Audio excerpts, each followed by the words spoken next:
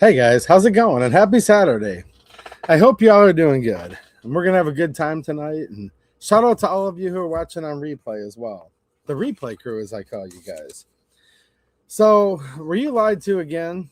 And has the NFA been repealed? We're going to get into that because there's been this big court case just a couple days ago out of the Northern District of Texas where a federal judge has said, well, actually, it's unconstitutional for them to keep up with all these NFA provisions for certain items that have a zeroed out tax stamp. $0. We covered that when it was during the budget reconciliation bill. We did lots of streams on that topic. And yeah, there's two ways to look at this. And one's a little less worse than the other. $0 tax, okay, but they're still going through all of the same process, which the key to all of this, in my opinion, is the registry. You have to register NFA items. You have to go through a process that's almost identical as when you get booked in jail. You have to be fingerprinted, photographed. You have to tell the government your whereabouts in most cases, getting permission slips to cross state lines, and all of these extra regulations. Registration has always in the past led to confiscation. Now, look, I want to remain optimistic too and say, well, my government would never do that, or my American brothers and sisters would never allow that to happen, and we're America and we're different. But here's the thing, though, and this is where it's tough sometimes to talk about, but I think there's a fine line between being optimistic, which we want to be optimistic, and not being black-pilled, which we don't want to do that, and then just kind of being naive. Like, our government won't do that to us. Not only do I not see any evidence of that, but in my opinion, our government's extremely corrupt, extremely trustworthy, and that's actually me being very, very nice about it. Now, I could go on much deeper into that, and I probably will later, but do you trust the government? It seems like a lot of people do, but I know a lot of you don't. So, the National Firearms Act, one of the most egregious, abhorrent violations of the Constitution and the Second Amendment possible. This is the first big sweeping gun control in our country, and we've been dealing with it now for 92 years. Now, there was a chance during this so-called trifecta of Republicans. A lot of my friends like to refer to it as we had the trifecta. Well, if you're part of that we, then good for you, but I'm politically homeless. There's no political party for me, and I just want my damn country back, and I want the Second Amendment, and I want the Bill of Rights, and I want my government to leave me the hell alone. And other than that, I'd just be just fine with the government, actually, if they just left me the hell alone and got rid of about 99.9% of all the laws on the books, which that's probably how many are unconstitutional, and I'm not even exaggerating. I'd be just fine with it, but that's not the case. So I'm not okay with how things are. Now, the Republicans, certainly the lesser of two evils, people say, and that's been the argument for a long time. And, you know, I used to buy into it a little bit here and there, but now I'm to the point where I'm like, no, if you're the lesser of two evils, that's not good enough. We need better than that in this country. And our Constitution and the first 10 amendments, the Bill of Rights, demand better than that. See, the Second Amendment doesn't grant you the right to keep and bear arms. Because if it did, it would be extremely weak. Because whoever giveth can taketh away. And I believe that every breath we take and all of our natural rights are a gift from God. And that's what the Founding Fathers believed, actually. And I know a lot of you do too. And since we're endowed by our Creator with certain unalienable rights, God brought us here, and God can take us away.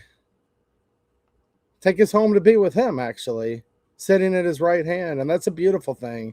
And that's why I'm not black-pilled at all, because my faith through Jesus is to be able to sit with God one day. But while we're here on this earth, we have to battle constantly, and it's always been this way, and it always will be. We have a battle of good versus evil. That's what the Founding Fathers have. That's what we have right now. And you look at things like the National Firearms Act and the Second Amendment, which didn't grant you the right. Remember, your rights are endowed by your Creator. Thomas Jefferson said that, and I agree with him. No, it tells the government shall not be infringed. It says hands off, don't tread on me. It tells the government you can never, ever, ever in a country called the United States of America have a gun control law. That's literally what it says. A fifth grader can understand it. You can understand it. I can understand it. But these people are evil. And there's the trifecta of Republicans, and they could have repealed the NFA, every last bit of it. Now, this might sound insane, but it just shows you what shape we're actually in right now, where we want to accept mediocrity and we want to accept the lesser of two evils. They could have actually repealed every gun control law. Did you know that? Now, they would say, well, we couldn't because of the parliamentarian. Yeah. We defeated the British Empire, didn't we? And look how far we've gone, where we're still ruled over by a parliamentarian. Well, that and a bunch of weak-kneed Republicans that should have just bulldozed any Democrat, any person that hated the United States, or any fellow Republican, anyone that hates the Constitution, they need to get out right now. And if that means overruling a parliamentarian, the duh, obviously. But they didn't do that. And they did what many in the gun and Second Amendment community considered to be, well, it's the next best thing. They did what they could. It ain't what we want, but we'll take what we can get. And it's the most massive victory of all time. And they lowered the tax stamp or eliminated it down to $0 for certain items, such as an SBR, an SBS, a silencer, and an AOW, which is an acronym for any other weapon. Kept machine guns, destructive devices, all of the stuff that might actually help the people if they needed to fend off a tyrannical government the most. They kept that on the books, though.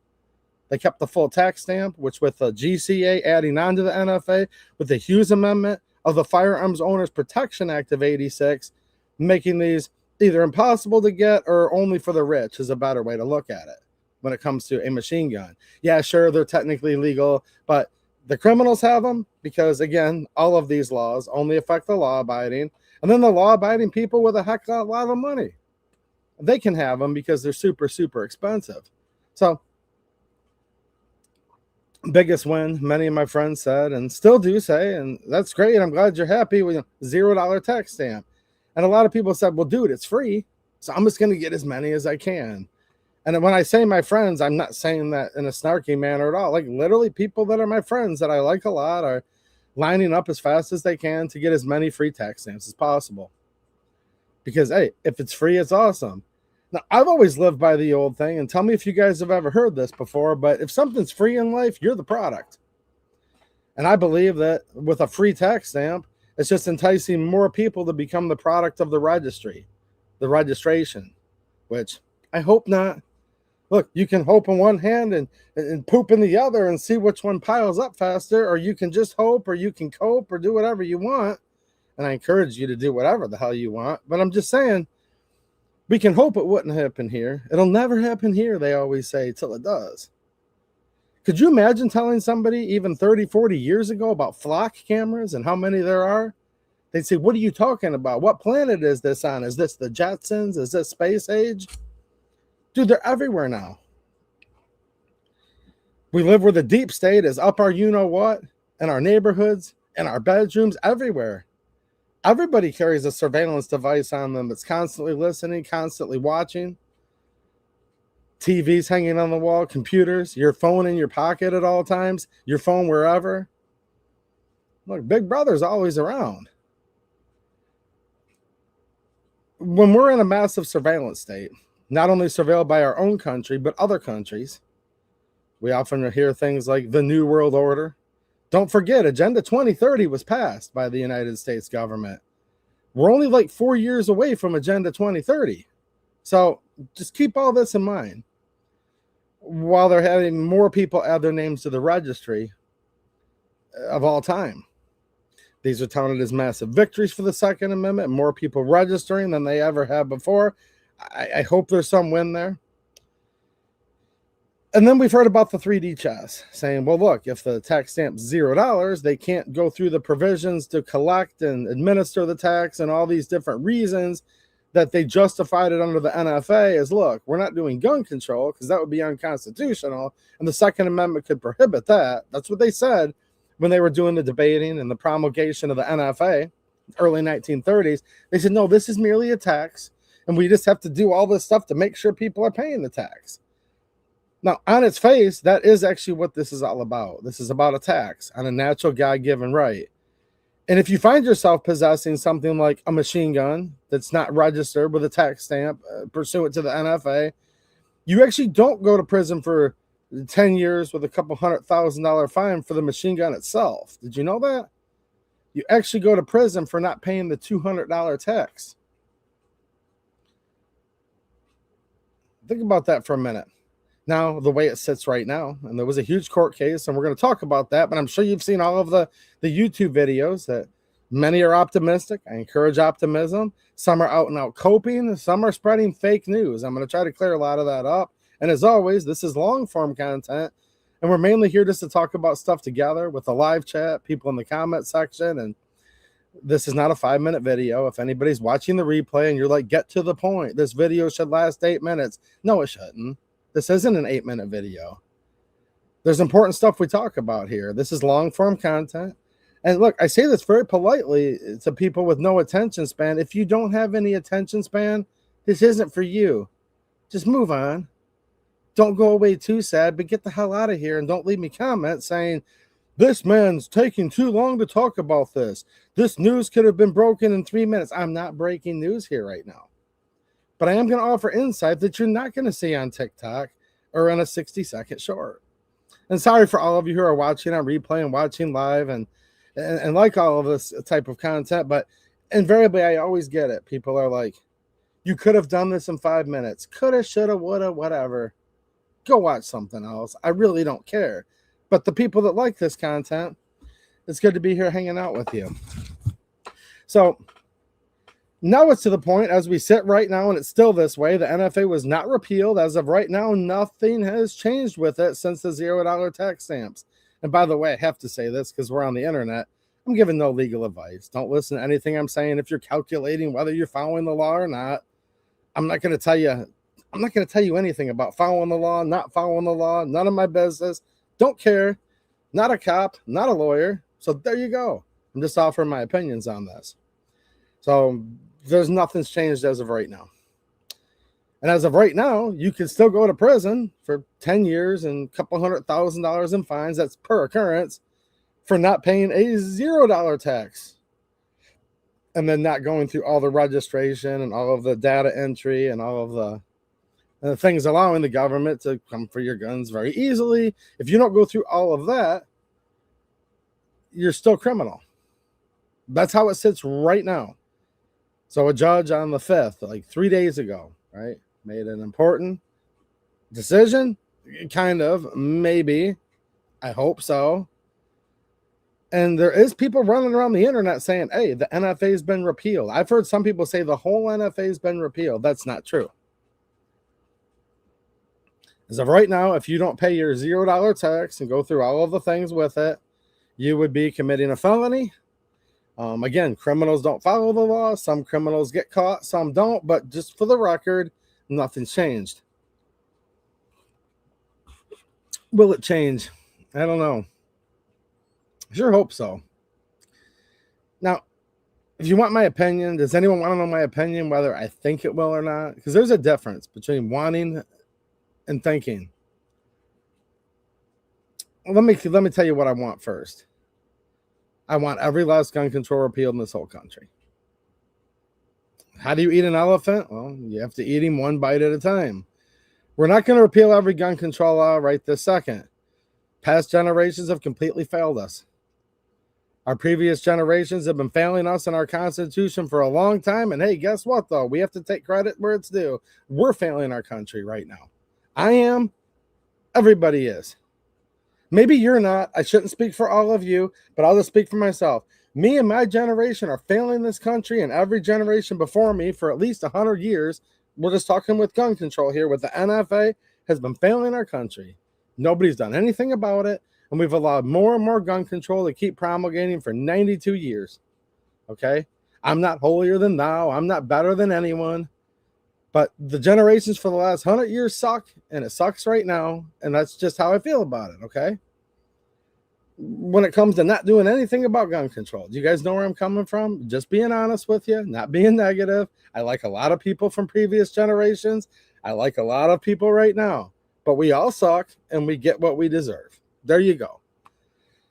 With that said, do I want this ruling to go through per se? And for at least 4 sections of the NFA for them to get completely nullified and removed, enjoined is the proper court term? Yes, absolutely. I really, really hope this court case goes through and we the people win. There you go. That's really what I hope. That's what I want. My prediction is probably not.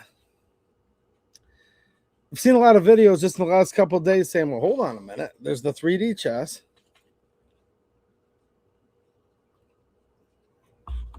And basically what's going to happen is the $0 tax stamp is going to lead to a big lawsuit and we're going to win it all.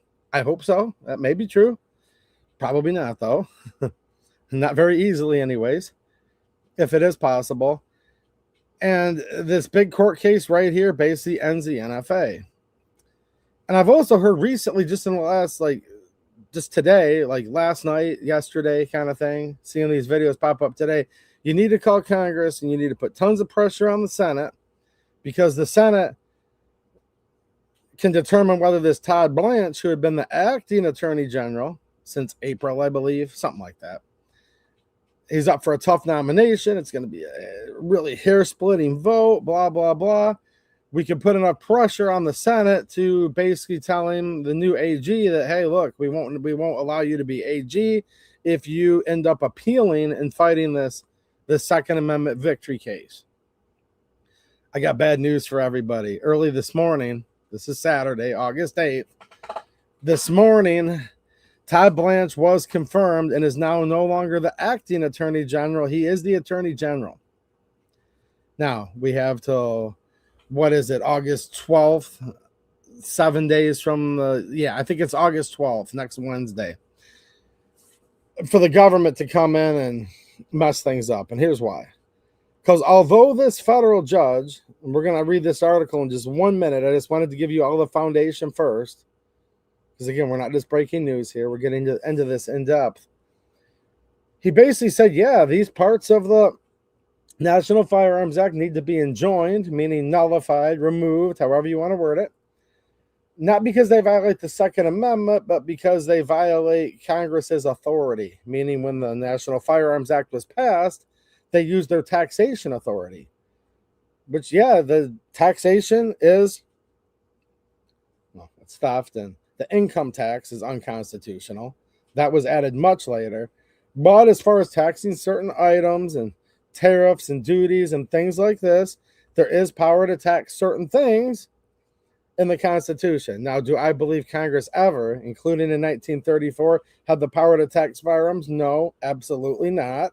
I don't agree with this premise, but the courts have said, well, the only reason the NFA can hold up is because it's a tax. This judge says, hey, look, if you're not collecting any money, it's not a tax anymore. These have to be removed from the NFA. The government, keep in mind, which is the Trump administration, this is the U.S. attorneys under the Department of Justice, ultimately answering to the Attorney General. So and they ultimately answer to Trump, right? Trump is the chief executive. And these attorneys who are trying to keep the NFA alive right now, they all work for Trump at his will. He could fire the AG right now for any reason, no reason. The deputies, all of them, there's career people per se in there that he can't get rid of. However, anyone who is nominated and voted on by Congress, he can get rid of instantly. And he could say, look, you guys won't fight this to a victory in Texas here. This is the U.S. court in Texas, or you're fired. He could put pressure from the very top down. I don't know if he's going to do that or not, but probably not. So this judge does this ruling. And he basically says, look, these classifications of items are going to be removed from the NFA. That's the essence of it. But hold on a minute. Not exactly. Not right now. Just kidding. That's how this stuff always works. The other side, when they do something, that's going to completely and utterly destroy America, they don't stay their own decision. But this judge did. And in most cases, now there was a Judge Benitez in California a couple times that didn't, and we got a couple for the people of California, a couple freedom weeks, meaning before the government could appeal, before the Circuit Court of Appeals could get involved, there would be like a freedom week. And that happened a couple times, if you remember, where for a week people could grab everything they possibly could. Then, like, as fast as they could, the government would appeal, and then they would then the higher court would put a stay on the lower judge's decision and say, hold off. And there'd only be a few days or a week where people could have gotten whatever they could during that time. You guys remember what I'm talking about, right? Well, if the government does appeal this, meaning the Trump administration, the Republican-controlled government, if they do appeal this judge's, we'll say, hopefully victory, right? His decision, there could have been like a freedom week, but no, he put his own stay on his own order. He said, but here's the thing, my injunction, meaning I'm removing these things from the NFA, yeah, that doesn't go into effect for a week because I want to give the government ample time to come in here and overturn my decision or file an emergency appeal to put an emergency short notice stay. It's like, well, hold on a minute, man. Let's just take this down to a real basic personal level, okay? If I saw you were down on your luck and you needed money to feed your family, and if you didn't buy groceries tomorrow, people might start getting sick or starve. But I had the $100 and I really needed to help you. And you lived right next door to me and we were seeing each other in the front yard and I had the $100 in my pocket. Would I hold it up in front of you and say, here's $100, feed your family, your kids are ready to pass out, that you're in a dire emergency, and this is totally wrong what's happened to you and I want to help you. But hold on a minute, psych, just kidding. I'm going to put it in my pocket and wait a week just to see if something really bad happens to you. Maybe you'll just kick over in the next week and then it'll be a moot point. It won't matter. But if you somehow still survive in the next week, which isn't likely, then yeah, I'm here for you. Are you really doing anything nice? You're almost a bigger jerk doing it that way than if you did nothing at all. And that's how I'm getting with all this crap. If this judge believed it was that unconstitutional, why put a stay on your own decision? He doesn't have to do that. Okay, these people are appointed for life. He could get impeached, but he would have to have a high crime or misdemeanor alleged against him. Look, these federal judges, even the lower federal judges, they're appointed for life. He doesn't have to run for re-election. So we're sitting here right now where it didn't have to be this way, but he puts a 7-day stay on this. So there is no freedom week right now. You know, you're going to do what you do, but you can't legally go and just buy and make NFA items without going through all the provisions to get the tax stamp, even if it's free. Because he said, you know what? My decision, as good as it sounds, I want to give the government plenty of time to appeal it. Now, people said, hold on a minute, though. The government hasn't appealed it yet. And it's been like 3 days. Maybe if we put pressure on the senators, like I was saying earlier, Todd Blanche will kind of, did it not occur to anybody that maybe the government hasn't appealed it yet? Okay? Because they knew that the Blanche, the new attorney general, was going to become AG like this weekend. I mean, how is it so shocking that the insiders might have had inside information knowing that it was going to be a narrow Senate vote? He was going to get confirmed this weekend. Why have something to literally tick off the whole Second Amendment community right in the 11th hour before his nomination? So it makes sense to me if the most pro-Second Amendment administration of all time, and that's literally what they've called themselves, Trump's called himself that, they've all called themselves that, wouldn't you think you wait to get your nail biter just by a hair attorney general through first, knowing you're going to rush him through this weekend? You're going to broker a deal with all sides. There's all these backroom deals made with all this. The other side, whatever you want to call that, they get what they want. Then they get in the back room. They put on a dog and pony show for everyone. And at the end of the day, they're all getting as much of the piece of the pie as they can, while you're left just hanging out like clothes on the line. That's really what actually happens. It's a big club. You ain't in it. I ain't in it. They already knew they were going to make their deals. And in my opinion, it's pretty easy to see they want to wait till he got officially confirmed and voted in as the AG. And then like maybe Monday, probably something like that, Monday, Tuesday, that's when the government would come in. The government of the most pro Second Amendment administration of all time would come in and appeal to the Fifth Circuit Court of Appeals. This judge from the Northern District of Texas request an emergency stay, extending the 7 days that the judge put on himself. And then the status quo would remain for a long time, because these court cases take a long time to go through. It would have to go through the Fifth Circuit Court of Appeals. It would have to go eventually up to the en banc panel, meaning the full panel, all of the judges in the Fifth Circuit. This could take years. It still wouldn't be resolved, though, completely. It could or could not be, depending on what may or may not happen, be a victory for everybody living in the Fifth Circuit. But for the rest of the states, it wouldn't be anything unless or until it went to the Supreme Court, and then unless or until the Supreme Court decided in our favor. Now, this so-called conservative majority of the Supreme Court, they're conservative, except for in many aspects, they're not actually at all. Do you remember when the Gorsuch decision upheld, we'll just say partial bans on make your own? There's certain words you can't use on here. And he used that term artifact noun. Instead, it'd just be like if you had a box from Kia that had all of the different parts that could make a table, even though you hadn't made the table yet, you would tell your friend, look, here's my new kitchen table from IKEA.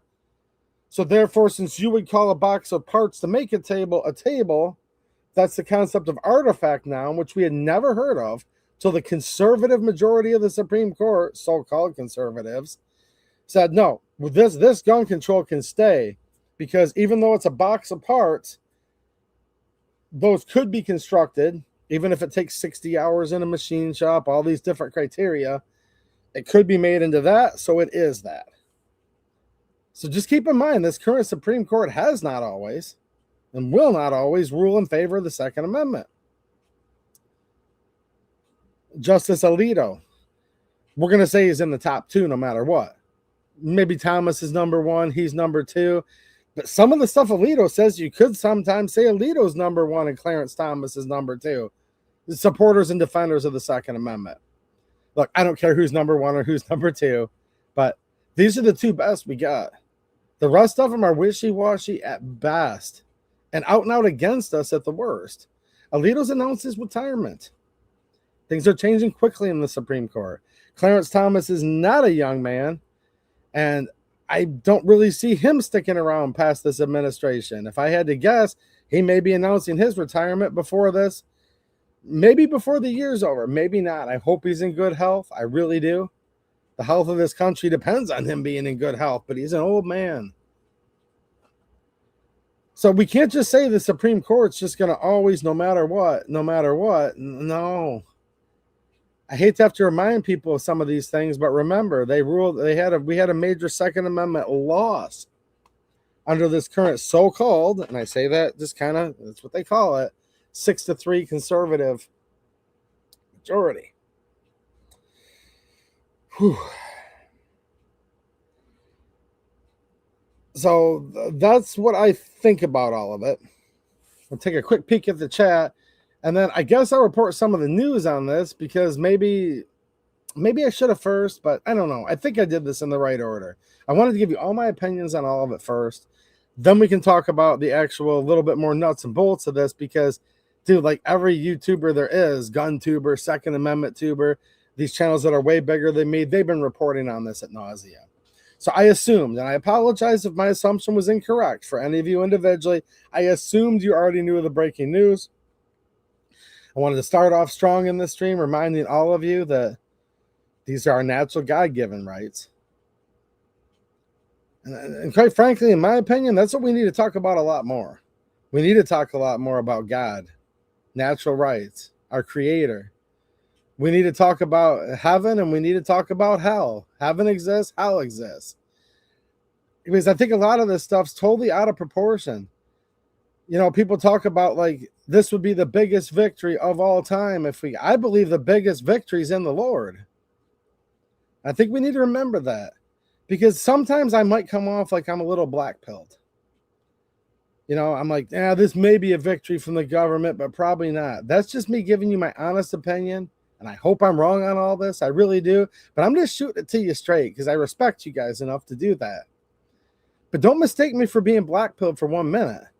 Just because I distrust the government and I think almost everything they do sucks, and it does, and just because I don't like this two-party system, I don't like Republicans or Democrats. I know Democrats are worse. I get it, but I don't like any of it. Doesn't mean I don't love things, and I do.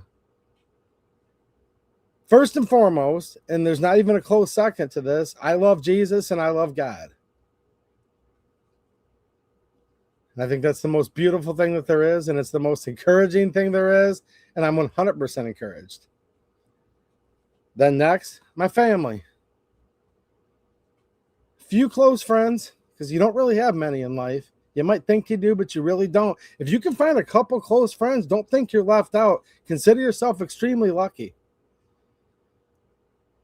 If you can count all of your close friends on one hand and it's filled up, and you know they really, really are, like, you can prove it. You've been through the trials to prove it. You're extremely lucky. Don't forget that. Don't think to yourself, well, I only have like 1 or 2 true friends in life. Dude, if you have that, you have a lot. So, like, I'm really optimistic about the just a couple out there friends I have.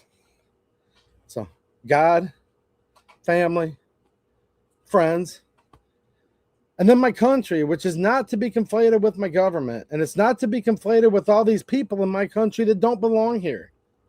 I don't consider people my fellow countrymen that don't want to be here, that hate this country, that shouldn't be here, don't belong here. They're breaking the law to be here. They chant death to America in the streets. They're completely bought and paid for by foreign lobbyists. Many of them bought and paid for from this one teeny little place in the Middle East. I get it. But many of them bought and paid for by many other countries too. Not America first anymore, America only. But if you're a true American, notice I didn't say that you yourself had to live here for 200 years. I don't think any of you are 200 years old. But you want to speak the language. You want to assimilate. You believe in the Constitution. You believe in the Bill of Rights. And you're in America to make it a better place. Those are the people I'm talking to. Whether you've been here for 10 generations or 2. But anyone that just came here and they came here illegally, they have to go. So when I say I love my country, yes. But not people that don't belong here. Not people that are trying to tear down our Constitution. And likewise, let's be fair. Let's be fair about this. I don't care if somebody's been here from the Mayflower. If they want to pass gun control, if they want to tear down our borders, because if you don't have borders, you don't have a country. And that's why we're literally ready to lose this country in so many ways. They need to get the heck out too. I want to be perfectly clear on that. Someone that shouldn't be here, get out. Someone that they have 15 generations. Their family's been here for 400 years. Okay, great. Now, do you respect and do you respect the Bill of Rights? Are you going to fight to defend it? Whether that's in war or the court of public opinion or on the streets, wherever it may be. Because there's many places we have to fight the good fight. And as soon as they say no, we need to get rid of all guns, we need to ban this, we need to ban that, they need to get out too. So there you go. I appreciate all my fellow Americans that are the real ones. I love my friends. I love my family. I love Jesus a lot. a lot. So there you go. Like, I'm a super happy person. I just can't stand this BS that goes on. And it's a bunch of smoke and mirrors. It's a bunch of dog and pony show, and I can't stand it. But I do want to read a couple chats, and I want to thank all of you for the many ways you help support the channel. Thank you to all of my YouTube channel members. I see a bunch of you guys in the chat tonight. Thank you. Yeah, you guys are the only reason I'm able to do this channel at all. I'm not wealthy. Like, I had to work late yesterday and I just couldn't make it to the stream in time. It's not because I was out doing something fun instead. This is about the only thing I do besides work. So I wouldn't be able to afford to do this channel without all of you. So thank you to my YouTube channel members. Thank you to my Patreon supporters, as well as my local supporters. And yes, I own a seasonal business. When that can calm down a little bit, I am going to be doing live streams on there again as soon as I can. Look, I live in Michigan. The economy sucks. There's inflation everywhere. I think a lot of you understand, and I know a lot of you guys, your hard-earned money you chip in to keep the channel going, you earn it just as hard as I do. So thank you. Also, thanks to all of you who are on Patreon, as well as who leave super chats, which I will read tonight if I get any. And I see Marco Polo, channel member and a super chat. He says, we need to see how this plays out. Yes, sir. And I hope it plays out. I hope we can win. I really do. I wish that judge wouldn't have put a 7-day stay on his ruling. Guys, trust me, we need to not accept the status quo when it's a bunch of crap. Because I already know what people might be thinking, because you've heard all these lawyers talk about this already. Whatever. You want to follow lawyers, follow lawyers. I can read the Constitution for myself, though. Okay? See, that's the problem I have with so much of this stuff. I don't need some hierarchical Christian denomination to read the Bible for me. Nothing against people who do. I'm just saying. I can actually go right to it if I want to. It's the same thing with the Constitution and the Bill of Rights. We've gotten to a thing now where people think you have to hear a lawyer say it. You have to hear a lawyer tell you that you have, the right to keep and bear arms and it shall not be infringed. No, I actually don't need that. I don't need a lawyer to read the words, the right to keep and bear arms shall not be infringed. I can read it myself. And I know I'm like totally stating the obvious, but we need to remember this. You can read the Bill of Rights yourself. And don't forget that, guys. But all these lawyers out there, and I've seen a bunch of them, they're all over the place. Some of them are okay people. A bunch of them are grifters. There's grifters all over this site, all over everywhere, whatever. But that's pretty much status quo nowadays. But they're like, well, this is just normal. A judge always stays his own decision, and he has to because that's just the way it is. No, that's BS. A judge does not have to stay their own decision, actually. No, they actually really don't have to. If you look at a lot of the far left, extremist, Marxist, communist judges, they don't stay their decisions. Trust me. When they make a ruling that says, boys don't have a penis, girls don't have a vagina anymore, it's just whatever, it's all fluid as the wind blows, they don't stay that kind of crap.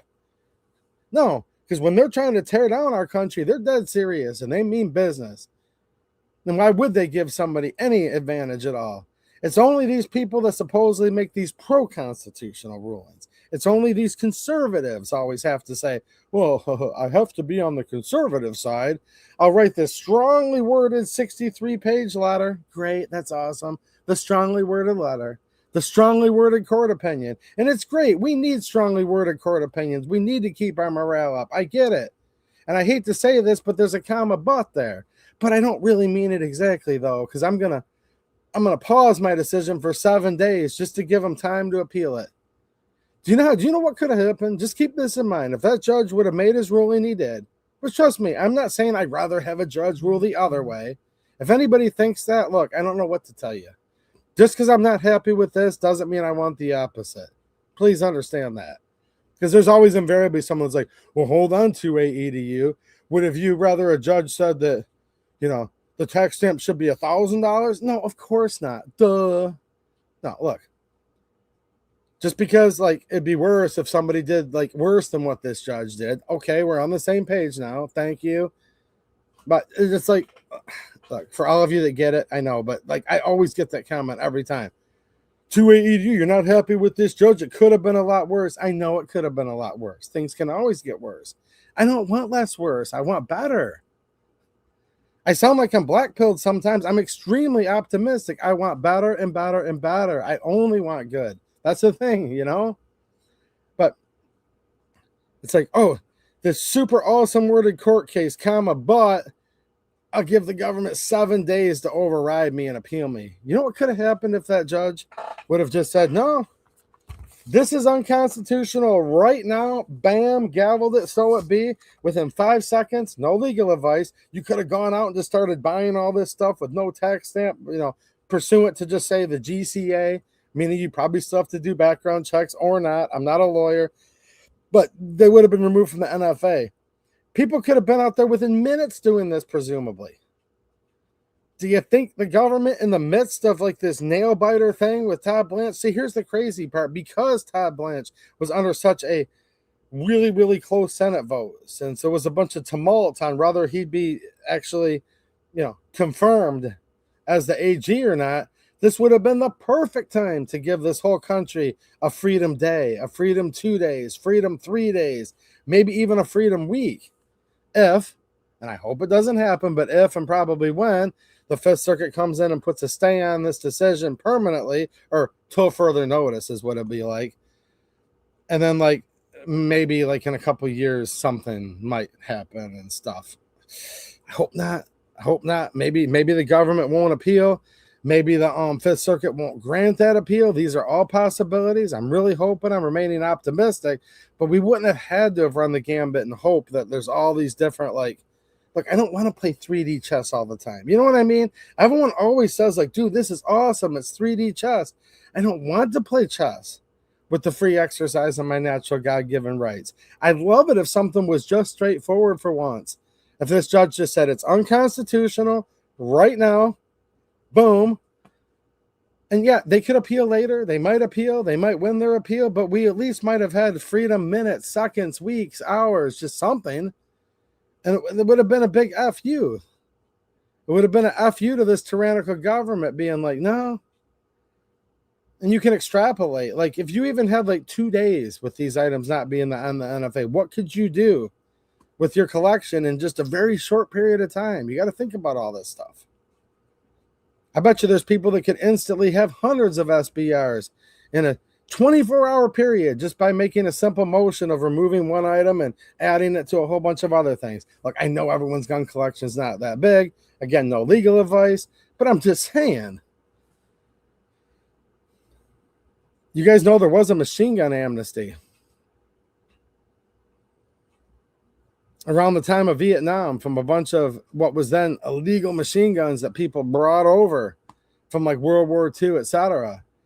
And there was people that, dude, if they got it into that amnesty, they got by with it, per se. They got by with one. And I'm using big air quotes. I can't think of the proper term for it, but we'll see.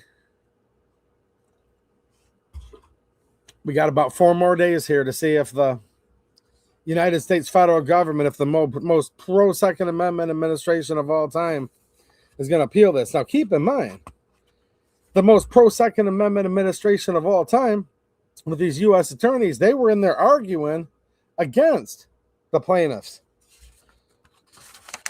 against we the people, against the Second Amendment, right up to the bitter end in this case. They're well, no, actually, the Interstate Commerce Clause applies. That's what they try to apply to everything. And the judge is no, it didn't. So keep in mind, this current Trump administration government has been fighting against the Second Amendment on this court right up to the second that the judge published this decision. So I don't think it's a far stretch. Do you guys? Just be real with me here.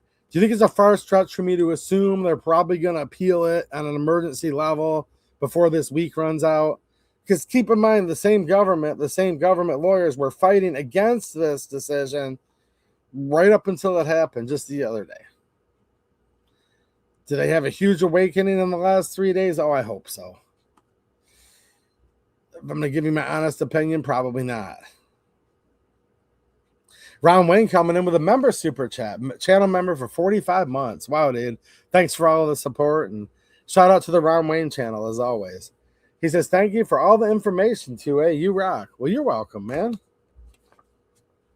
I think I've covered a lot of ground in the first 45 minutes.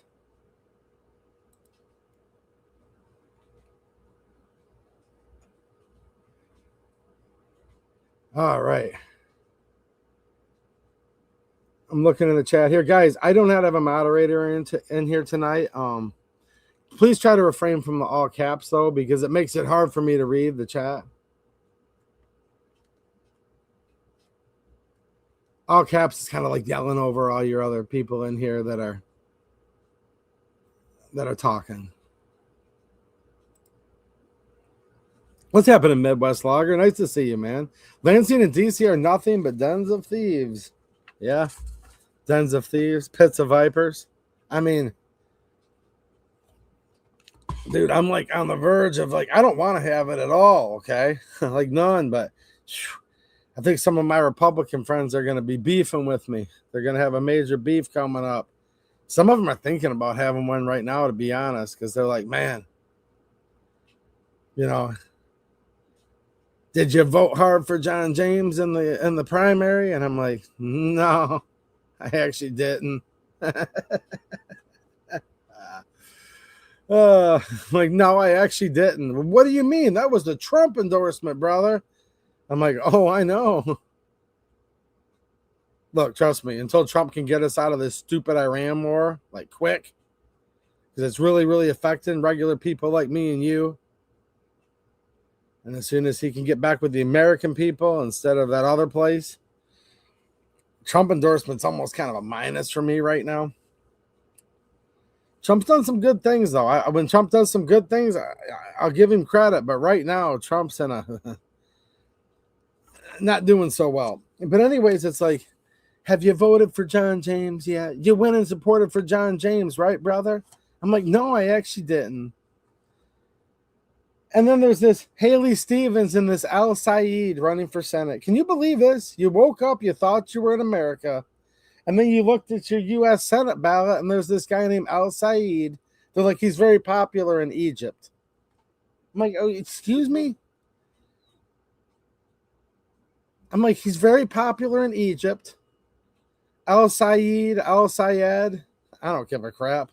I don't even want to pronounce these people's names right. They don't even know how to pronounce their names right. Give me a break. Remember the former vice president? He couldn't tell the difference between his wife and sister. These people are nuts. They're insane. They're like, well, hold on a minute. It's 3D chess, brother. We need to vote for Al Saeed because he doesn't do as good in a general election against Mike Rogers. And I'm like, Fed Boy Rogers? He sat on all these corrupt committees in the United States Congress for decades. We already know his record. Corrupt as the day is long. Are you kidding me right now? This is all we've got? You're going to put up like, well, hold on, brother.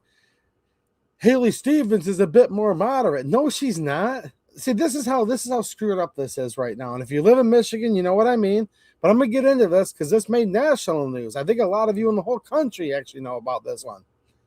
Isn't it sad, really sickening sad, that we live in a country now where Haley Stevens is considered the moderate? This is an extreme leftist. This is someone who's done everything she can to completely and utterly destroy this country and the Constitution.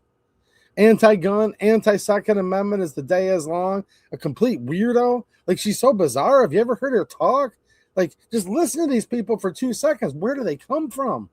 Like, if you saw somebody like this in real life, you'd either run and hide or maybe give them a hug out of pity. But, I mean, wow. These are like the dregs of society. You couldn't even find people scummier than these people running. And they're sitting there with a straight face. Well, the very moderate Haley Stevens. And I'm like, excuse me? She's not moderate at all. And they're like, well, hold on. Have you seen Al Saeed? And I'm like, wait a minute. There's somebody called Al Saeed in the ballot of my country? You already know you're screwed. You already know your country's going to hell when Al Saeed is even on your ballot. But guess what? He actually won. He actually won. Well, he didn't win as big as he said he was going to. Who cares? Al Saeed will be running against Mike Rogers. So there you go. Now, here's where I'm going to have some beef with. Look, I don't want to have beef with any of you guys. Maybe some of you, but I really hope not. But there's kind of a beef brewing among me and a few of my friends around town. They're like, but brother, this is good because Rogers can beat. I'm like, they're like, so you are voting for Rogers though, right? I'm like, I ain't voting for Mike Rogers. Well, you went to the primary to vote for Mike Rogers, right? I'm like, no. I don't know. People think I'm joking. I tell you guys the same stuff I tell people that I talk to around town, face to face. I'm like, I ain't voting. No. I ain't going to vote for John James. I ain't going to vote for Mike Rogers. Now they're like, but Al Saeed, I'm like, so what? But Jocelyn Benson, so what? I already know Jocelyn Benson's going to be the next governor. Obviously, the fix is in. We knew she was going to be governor. I've been telling you guys for 4 years she's going to be the next governor. Obviously. I mean, I almost feel guilty for making these predictions sometimes. It's like, guys, I predict from now until the end of summer, it's going to rain. And then when it rains, I come on here. Oh my gosh, it rained. Look, I'm a psychic. No, I'm not a psychic. I'm making a joke right now. But it's like, duh. Everybody's known Jocelyn Benson's going to be governor for a long time.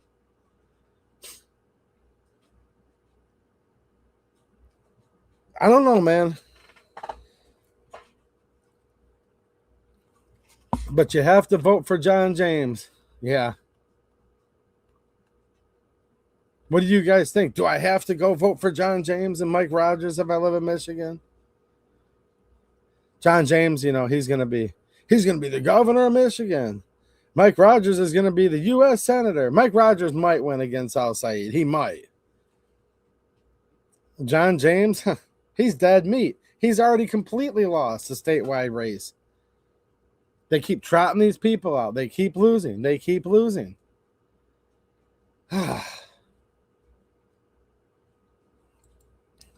Harry Grimley, what's happened, Harry? Nice to see you, man.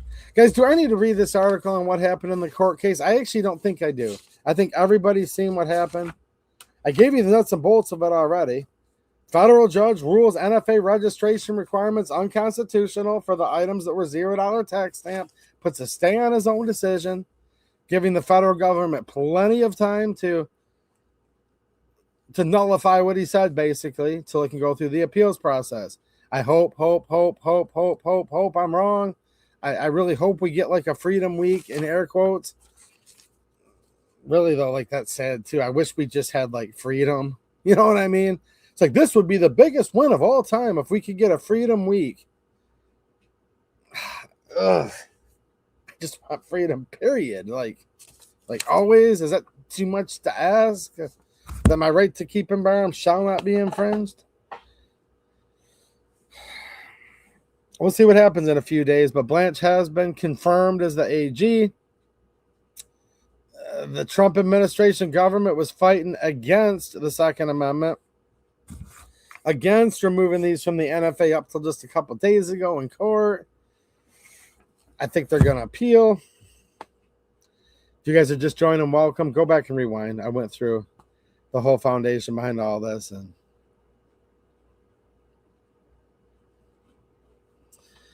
we are going to have to see. Harry Grimley, he says, Trump is getting richer off the Iran war. Why would he end it?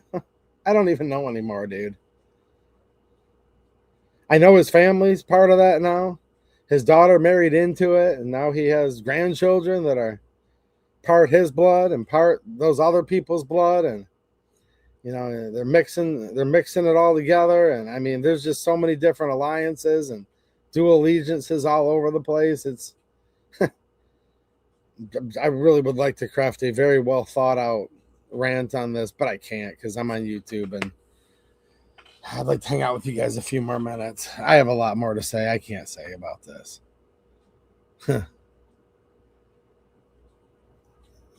Midwest Logger, not voting for James in November either. I ain't going to do it, man. I don't know. Is anybody mad at me in the chat right now that I'm saying I can't do it? I won't do it.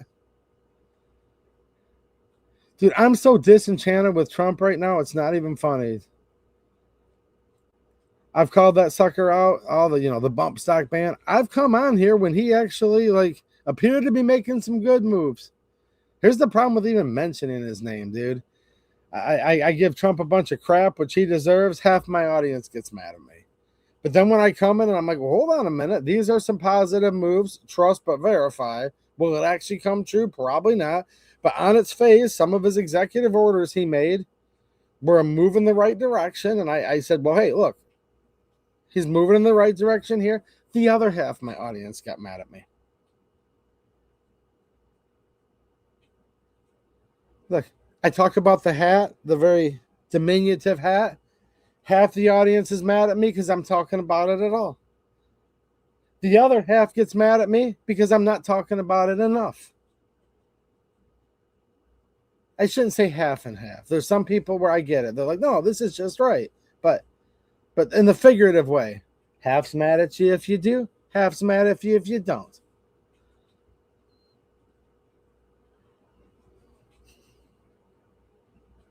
Got some comments on the last video. Lots of comments. And welcome to all the new subscribers, by the way. Good to see you all.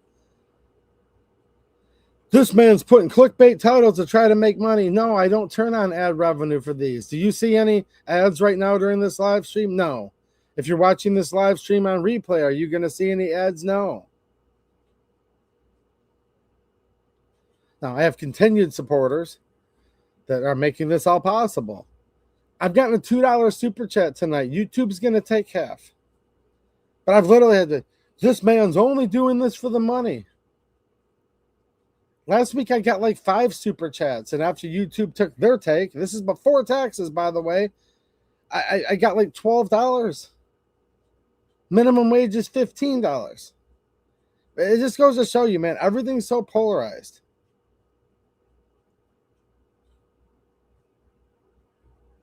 Some people accuse me, oh, he's pussyfooting around too much. No, I'm actually, trust me. Trust me. I have some pretty hardcore views on some of these things. There's a lot I'd like to say, but I can't because I'm on YouTube. And I don't mean I can't because I'm worried. I mean, like they would literally, if you said anything you wanted to say, and there were certain things you really wanted to say, let's just say hypothetically here, it would just go poof and vanish. And I've had streams taken down and they can nuke your channel and then it's just all gone. And then you can't talk to people or hang out at all.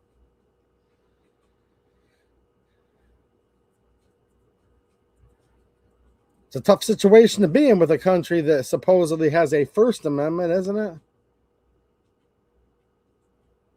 It's a real tough situation to be in where you're like, hopefully we can get a Freedom Week or a Freedom Day in a country where we're supposed to be free and we're supposed to have a Second Amendment that says shall not be infringed at all. We shouldn't have to be talking about this. There should never, ever, ever have to be a channel called 2AEDU. The Second Amendment should be beyond any political discussion at all.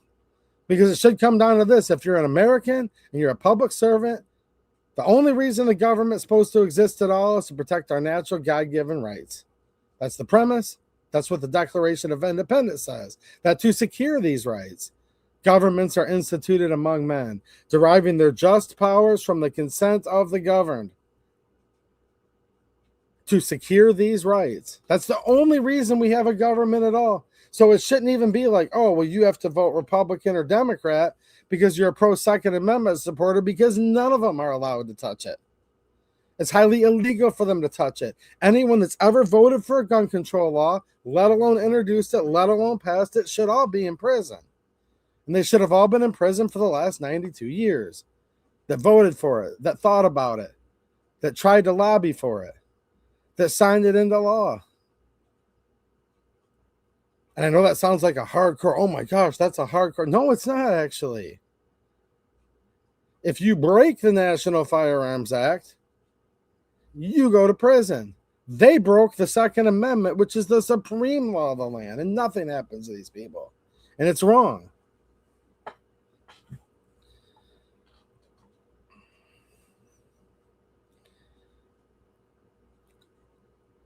We'll see. But I'm still not voting for John James. I'm not voting for Mike Rogers. I'm completely disenchanted in it. I'm not going to be complicit in it. I'm not going to be the lesser of two evils anymore. And I know I'm a big wimp and I'm a big wuss. Yes, I know. And so is the last generation for the last 92 years. All of us Americans, red-blooded Americans put together, we fought all these wars. We've been able to do all these things to help keep other people free.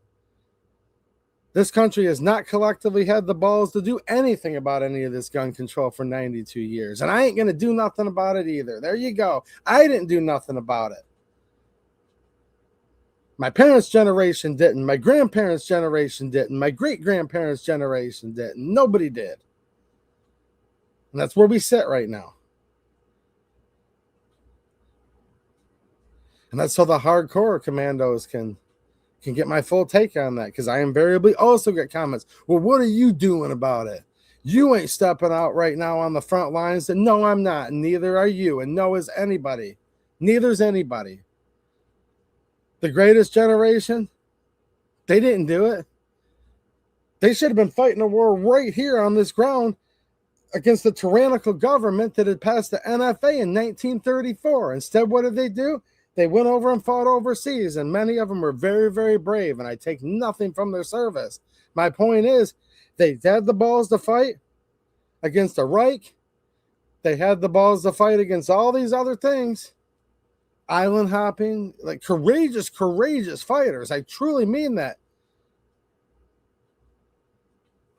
Didn't even have one hair on their balls. Nobody ever has to actually go after their own government that's enslaving them, that's banning their guns, that's enacting an income tax. Look at World War I, the Great War. We're fighting all over the war. Nobody could fight off the Federal Reserve in this country. Nobody could fight off the income tax, both which were completely abhorrent to the Founding Fathers. Look at the Tree of Liberty letter that Thomas Jefferson writes when the ink wasn't even dry on the Constitution yet. It had been written, but he was traveling abroad, and he writes the letter as he's like, I haven't seen it yet. I need to wait till I get back, because he was doing diplomacy overseas at the time. And he already said our country had fallen so much before the Constitution was even completely finalized that he thought it was disgusting. We hadn't already had another revolution in that short of a period of time. Look at the Whiskey Rebellion. Our first president goes in literally and raises up troops to put down people that were trying to avoid taxes after this country was founded on avoiding taxes. Nothing new under the sun. This is all the same stuff happening over and over and over again. I get it. And, you know, I think it's kind of like encouraging in a way where it's like, dude, we could have a freedom week or something if the government doesn't appeal quick enough, where you can put a muffler on your gun without having to register it. That'd be great, but like, why are we even talking about this? And I don't have the answer exactly. I mean, I have the broad answers, like we shouldn't have to talk about it. Of course, we're going to have to talk about it because life's short and full of problems, and it's a battle of good versus evil, and those are all true. But I don't know how to literally like stop this, like physically or literally. And I appreciate you guys letting me vent to you, because it sucks knowing everything's wrong. And you're trying to do something about it. And I still am trying to fight the good fight. I'm trying to fight it, but in the end, you just know, though. You just know that if Jocelyn Benson's going to be the next governor of Michigan, you are screwed to the max. And you still know, though, that if John James is the next governor of Michigan, you're still going to get screwed. That's where my Republican friends are going to come in and say, but hold on, 2AE to you. Hold on, man. We're going to get screwed a lot less under John James. And now here's the thing. That's probably true. I'll grant them that. For sake of the argument, I'll grant them that, and I'll say, fine. Let's just completely assume you'll get screwed a lot less worse. But that's not good enough either. I'm tired of getting screwed a little less worse, or even getting screwed a lot less worse. Like, these people are supposed to work for us. They're supposed to be our public servants.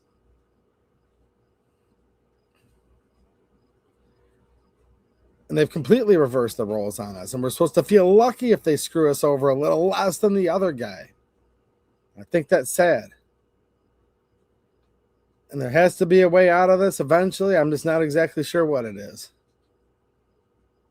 I know one day, and I believe that no man knows the day or hour, but I know one day Jesus is coming back. When Jesus comes back, every knee will bow, actually, though. The worst, the last worst, the righteous, the unrighteous, every knee shall bow. But I'm not going to make bold predictions and say that's going to happen in my lifetime either.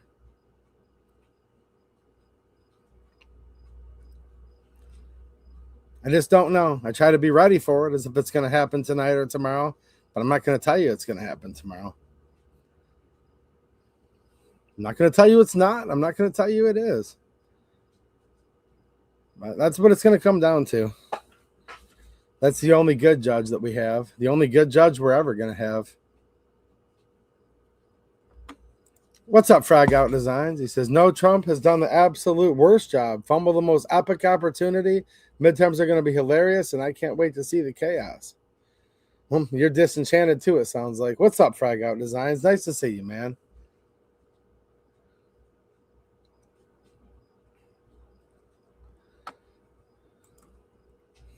Hate for hire. It's a crap show. This election depressed the crap out of me. What a shame. I get it, dude.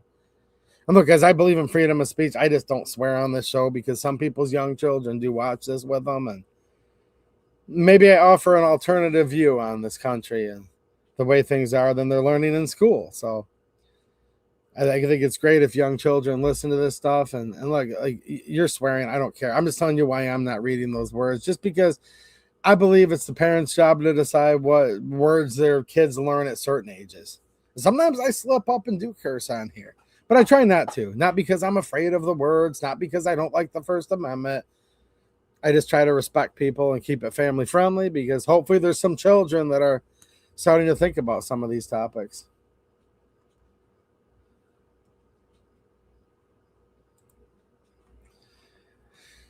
Donald says every gun law is an infringement on our Second Amendment rights. There are no gun laws found in the Constitution of the United States or the Declaration of Independence. Yeah, now you're starting to go on about a tyrannical government. You know what a tyrant does? You know what the word actually means? A tyrant is somebody who rules outside of the rule of law. See, it's not just that most of our politicians are public servants, big wink there, are public servants. Do you guys see them acting like that? Hey, yeah, right. It's not just that they break the law, which is bad enough. They literally do the opposite. When it says shall not be infringed, they say let's infringe as much as we possibly can. It says the Democrat, and then the Republican comes and says, slow down there, Democrats. You want to pass 30 gun control laws? We'll block you on 15 of them. We'll vote no against 17, and then we'll vote with you on 3, though. Do you remember when current Michigan Speaker of the House, Matt Hall, was the minority leader? He voted for gun control and opened the door for about 3 or 4 other ones. Donnie Steele, Kathy Schmaltz. There's 2 more, and I wish I could remember their names right now because I'm not afraid to call them out.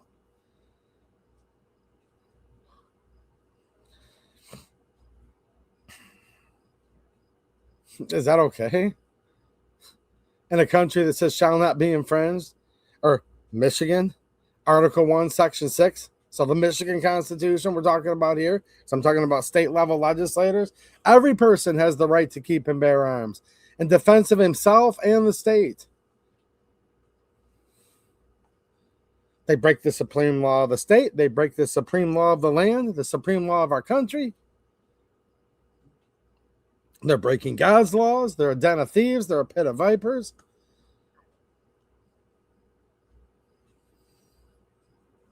We just get to hope somehow that we get the one that's a little less worse in so many instances.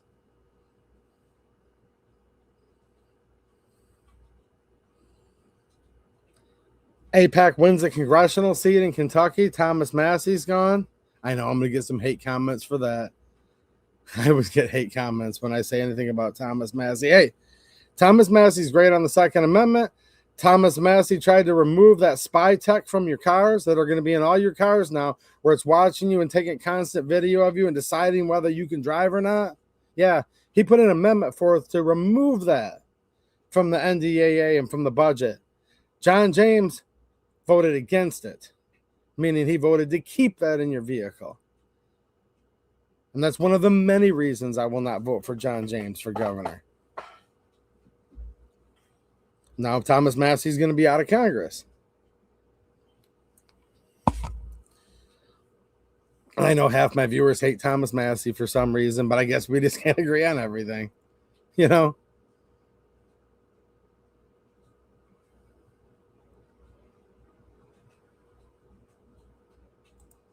What's happening, random guy from Oz? Nice to see you, man.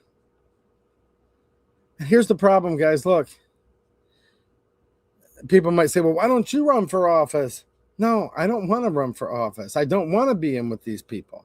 I don't want to be part of the cabal. And so often that is how it works. Not all. There's a few local politicians, state level and stuff that I think are truly fighting the good fight. I've said that before. I've brought some of them on my channel before. I know my state representative, Jamie Thompson. I know her well. She's a friend. She's a good person. Her and her family are good friends with my family. So there's some good ones on the local level. When you get to DC, it's really, really tough at that point, like really tough. But my point is generally speaking, people that want power don't deserve it, and people who deserve power don't want it.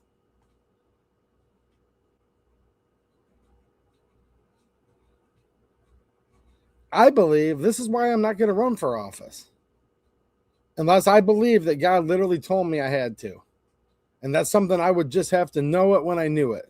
And he hasn't done that. And I don't think he ever will. But other than that, in other words, I would obey God if I truly believed, like, and I'm not just making this up, that he was literally telling me, like, that you're commanded to do this. That'd be the only thing, because I have to follow God. But I don't think that's going to happen. Just saying. But you're not supposed to tempt God. And I do believe in putting on the whole armor of God. I do believe that our battle isn't against the flesh and blood, but against principalities. And to go in there knowing it's such an evil, evil institution, whether it's the state of government of Michigan, your home state, the United States government, virtually any government at all, knowing it's that evil, to me, that's just tempting. Why would you step into a pit of vipers?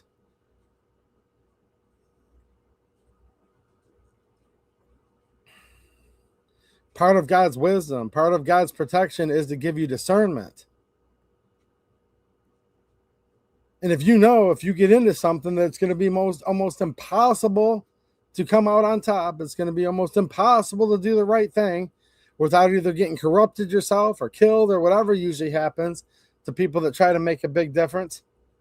And you know that ahead of time, it might not be the best discretion to go in there and tempt fate, to tempt sin, to tempt God's armor.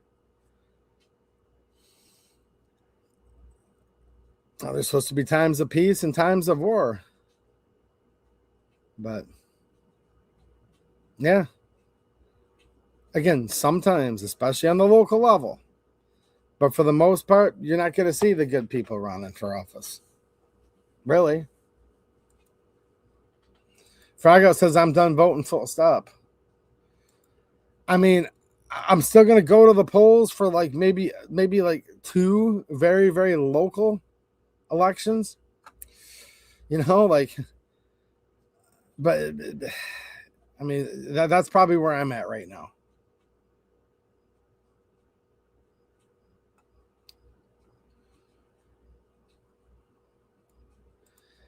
No, I hear you, hate for hire. The fact that Al Saeed can even run at all, that's what I said earlier, man.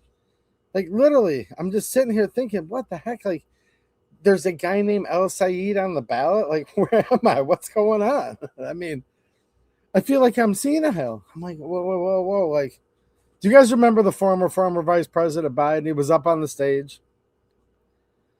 They said, look, there's a record-breaking audience. They had those little circles. They were spaced 6 foot apart. Do you guys remember this? The circles were spaced 6 foot apart. And they had like 10 circles. There was 7 people in the crowd, and then they had to pull 3 members of the media in so then the fake news could say it was a completely and utterly sold-out rally. You guys remember when that was going on? They said this is the most popular of all time. The most popular president of all time, they said. And he gets up on stage. And he's sitting there. He's like, I'll lead an effective strategy to mobilize the pressure. And then he kind of comes to for a minute. He's looking around. He says, this is my wife. This is my daughter. Oh, whoa. They switched. This is my wife. This is my daughter. And I'm sitting there looking at this, and I'm like, what just happened? Go look this up. It's true. He's like, this is my wife, daughter, sister. I don't know. Where am I? What's going on? Now, this is some of the dumbest stuff you've ever heard in your whole life. I just lost 8 viewers doing that impersonation. Oh, wow. They'll be back. They'll be back in 2 minutes. But I'm like, this is the stupidest stuff I've ever seen. And now I'm just like, everything's fake, everything's gay. And I literally feel as stupid as he was when he's getting his wife and daughter confused on stage. My wife, daughter, sister. I'm like, excuse me? So I'm looking at this ballot and they're like, you got to go in and vote hard. You got to vote for Haley Stevens, brother. She's the moderate, said some of my friends. I'm like, really now?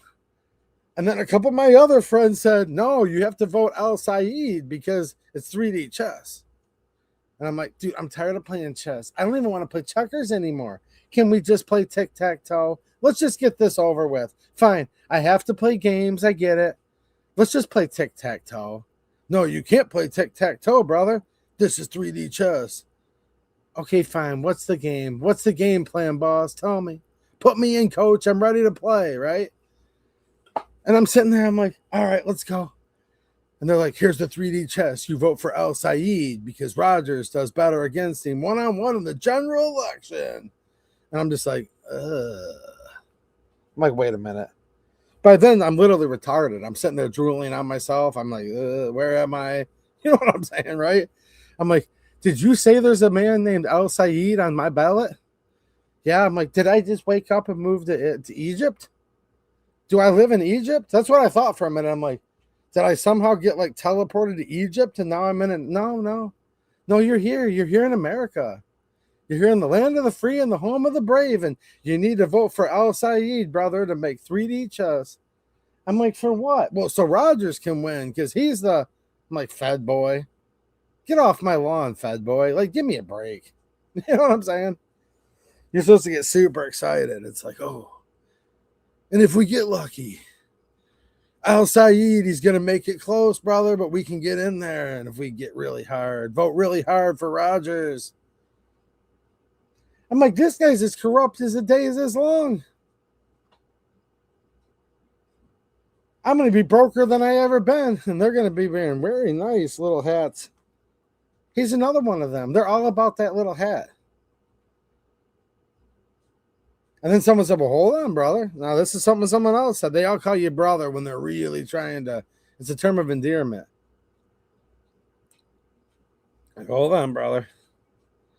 You do know Al Saeed is against the tiny hat, right? I'm like, no, I'm not even playing that game. I'm just America only, okay? I don't have hate for anybody. That's the thing. I don't hate any of these people over there. They just need to take care of their own dang wars. They need to fight their own fight. We need to get the heck out. That's literally, it's that simple. And I have people with all these false equivalencies and logical fallacies, but hold on to Edu. You seem like you're being a bit harsh against the tiny hat. So you must be a Muslim. I'm like, no, I'm not a Muslim. I'm a Christian. But to be a Christian, brother, you have to be a Zionist. No, I don't actually. I don't have to be a good Jew to be a Christian, actually. And I get it. People say, but the Muslims hold Jesus in higher regard than the Jews. So what? I'm not a Muslim either. That's the problem with all this. I don't want to vote for AIPAC, and I don't want to vote for a Muslim, and I don't want to vote for an Egyptian, and none of it. And I don't want to vote for a Fed boy.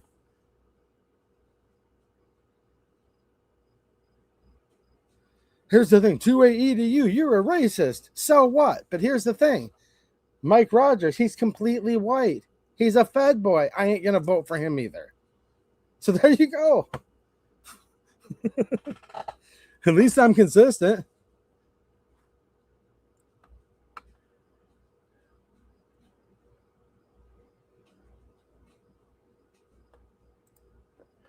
John Bateman, I told you that, dude. I said it earlier. Dude, there's no one's going to. I get it. That's why I said just because it's like the easy pickings, I'm the guy on the screen. I'm a wuss. I ain't going to do nothing. Yeah, I know. Neither are you. Neither is nobody is.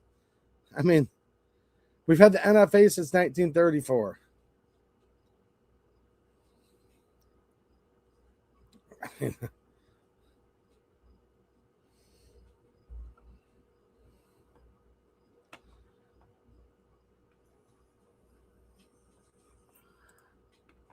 Midwest Logger. Pathetic Republicans have done nothing about Benson's previous election crimes. So yeah, fix is in. I know. She's the one that unilaterally was banning guns from polling places. I reported on that. The crimes, there's a plethora of crimes.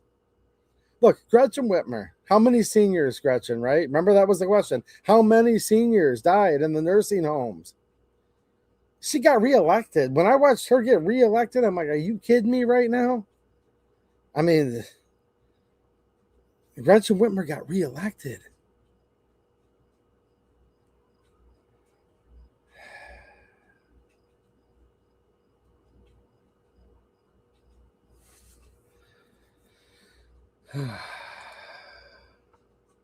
Bennett Smith, good evening, brother Edie. You have a blessed night and God bless. Well, God bless you too, brother.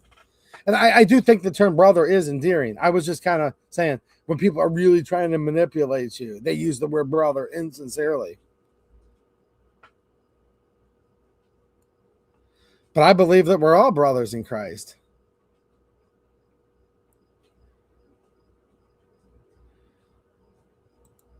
And I believe that Jesus loves all of his flock.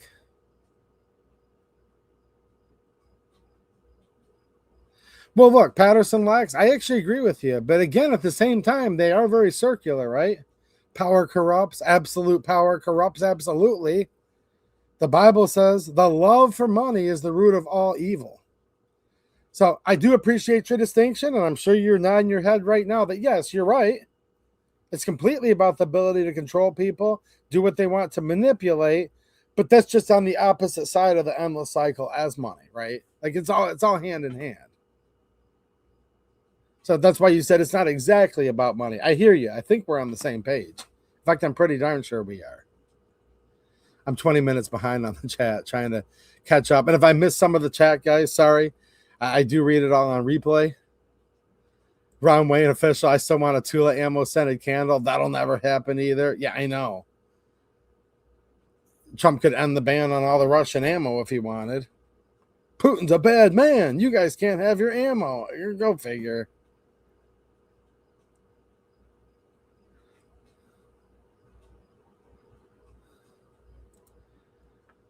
John Bateman, I agree.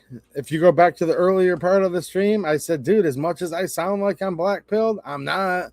I'm just highly negative against all this messed up stuff. But I definitely talked about that exact topic. Wuffagoey, what's happening, man? Nice to see you. Power circles, exactly.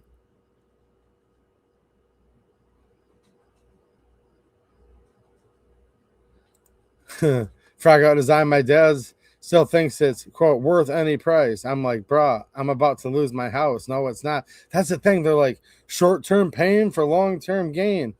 Dude, like, it's hard for me to fill up that 40-gallon diesel tank out there. I drive a 2000 F350 7.3 Power Stroke, guys. Great engine. Not, great truck. It gets like 12 miles to the gallon, and I use it for stuff, and it's how I make my livelihood, right? And the harder I've been working the last couple of years, the poorer I am, actually. And my personal car is sitting up on blocks, so I'm doing personal driving, which isn't much, because all I do is literally work now. In that same F350. And I've got a plow truck I could drive a little bit, and that also gets like 12 miles to the gallon. So, I mean, it is what it is. Damned if you do and you're damned if you don't with that. But nah, dude, it's like I get it, man. No disrespect against your dad at all. Like, but there's just so much about this where a lot of people are still saying that, oh, you can pay the price at the pump because in the end, Iran won't have a nuclear weapon. And I'm like, dude, we're making it almost assured that they're going to have a nuclear weapon now. Maybe they were going to anyways, but if they weren't going to, they almost have to get one now. Not that I want them to. I'm just saying, like, now it's almost certain they're going to have a nuclear weapon, in my opinion. Because don't forget, they can just buy one too. Or China or the like could just give them one too. No, this whole, like, it's worth any price, man. A lot of people are struggling right now just to make their ends meet. Patterson's. Um, Patterson Wax says saying how it is shouldn't make people mad. I don't know if people really do get mad or not, but people give me some crap in the comments and chat sometimes, and it's like, hey, and I don't even really take it personal, and I'll kind of lash out and get a little aggressive back, but I don't really have beef with these people either. It's just kind of one of those things. Todd Farkman, whatever you do not vote for Eli Savat, Dana Nessel 2.0. Dude, it's hard to even vote at all though right now. I mean, like I said, I'm going to go there. There's a few people that I know personally, but here's the problem. Most of these politicians, I don't have time nor the inclination to want to know them personally. I don't want to know these people personally. That's what's tough about it. It's called cope. I've said cope once or twice tonight, man. Oh, I get it. I mean, we all cope to a point, whether we want to admit it or not. But some of these people, it's out and out like, come on, dude, get off your knees and stand up a little bit, right? Girl Carpenter says, I'm not mad. What's happening, Girl Carpenter? Nice to see you, man. Nice to see you. Last time I saw this guy was down in the great state of Indiana. Let's see here. Waffle when Trump discouraged you think about 8 years of open borders and the design destruction of America by the Harris-Walz administration. Oh, I know, dude. It's. I mean, that's scary to even think about them. And like I said earlier, you were probably watching when I said this. This whole Trump topic is tough to even talk about on here. I do it anyways. I do it all the time to my own chagrin. This is not a big channel for a reason, obviously. And you've been watching forever, Waffle so clearly you have thick skin. But dude, I just mentioned Trump. It doesn't matter what I say about him. You're not going against Trump hard enough, one guy will say. The next guy will say, dude, you're not supporting him enough. It's very difficult to even talk about the guy. I mean, it's not difficult for me. What I mean is if you're just wanting to appease everybody, you're best not to even bring him up. Everything you're saying is 100% true, man. I completely agree with you. I still mean everything I said, though, about how terrible he's handling this war, though. And I genuinely mean that. They're both true. The open borders, the agenda that Walt Harris would have, absolutely abhorrent. And I still disagree with the way Trump's handling this war, too, though. And that's when it's tough. I don't like it when it's like that. Ron Wayne official. I'm mad your Craig Jorgensen's nicer than mine. Come on now, man. No, that's true, guys. That's how we found this channel. I did a Craig Jorgensen video once. He said, came for the guns and stayed for the politics. Somebody else recently said, 2A EDU. I came for the guns and I left for the politics. I'm not even a political man. I have disdain for both parties for all these politicians. And here's the kicker. Well, a lot of my friends do happen to be libertarians, usually more small L libertarian, if you know what I mean. I don't like the Libertarian Party either, though. That's my big problem I have. I'm Chase whatever. I wouldn't vote for that, for the Libertarian Party, who they put up for president. Chase whatever his, her, Z's name was. So that's what's tough with me. They're well, brother, you must be a member of the Libertarian Party. Nope, not that either. Small L libertarianism, I agree with a lot more people on that stuff, but not all of it either, though. That's where it gets tricky. Like I said, I'm politically homeless, which is a good thing, actually. I think it's a good thing right now to be politically homeless, actually. Harry Grimley, I'm not mad. You're one of the few who's honest. Well, thanks, man. See, now I got a smile on my face. Nobody's mad at me at all. Somebody out there is, but just not right on replay. No, shout out to the replay crew. I do like the people who watch on replay and leave comments. Yeah, Michael Long, I'm done voting for the lesser of two evils. It's just getting to be too tough, man. It's getting really, really hard. And you guys are all going to have to make that decision yourself. I ain't going to tell anybody not to vote. But I ain't going to tell you, you got to get in there and be like, well, Al Saeed, I mean, do I want Al Saeed or do I want Haley Stevens? It's like, you should not be put in that position at all. Hate for Hire says, it's sad we can't have real conversations about the real problems in our nation. It's definitely under some sort of occupation. Oh, dude, so much stuff I just can't even say on here. And when I mean can't say, I don't mean like I'm afraid to say it. I mean, they would just that quick. And then there's somewhere in the middle, too, where they might let you kind of get by with it, but they'll just shadow ban the heck out of you. Where, like, no one will ever hear what you have to say. I'll have subscribers come in sometimes when I'm, like, enjoying the First Amendment a bit too much, you know, and they'll say, why haven't you posted a video in 3 months? And I'm like, dude, go to my channel and look. No wonder views have been down. This guy hasn't even gotten an alert in 3 months. Like, it happens all the time. Like, more than you could even believe. There he is. Wafago, he just came in with a generous $15 super chat. Thanks, man. I appreciate it, dude. And I will definitely not be donating that to the Kamala Waltz campaign. I think she's already announced she's running again, hasn't she, guys? And if she hasn't officially announced, she's definitely getting ready to make her move. Nah, well, here's the problem with her. There's several problems with her, first of all. Yeah, like, okay, ideologically and morally, everything's wrong with her. So she's already off the table. I will not vote for a woman president, okay? Second of all, she has no idea what color she even is. She's like, I'm the first Indian senator. Remember all this? I'm the first Indian senator. I'm the first black woman senator. Well, what are you? Are you black? Are you Indian? And she's like, I grew up in Canada. I'm like, you don't even know who you are.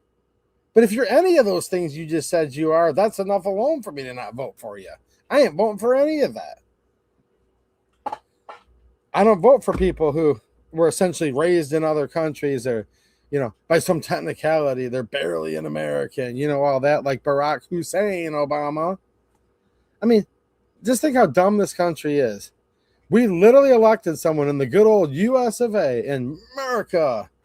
Somehow they elected someone named Barack Hussein Obama. That just said just perfect. Like, oh, when I think of America, I think of three things. I think of the Star Spangled Banner, apple pie, and I think of good old-fashioned names like Barack Hussein Obama. Can you imagine that? Just think about that for a minute. Let's see here. Should I vote for John Smith or Hussein Obama? Oh, well, Hussein Obama, clearly, that's more American. I mean, that's a heritage American. Let's go check to confirm, but I know for a fact his family was on the registry of the Mayflower. I mean, duh. Give me a break. Al Saeed.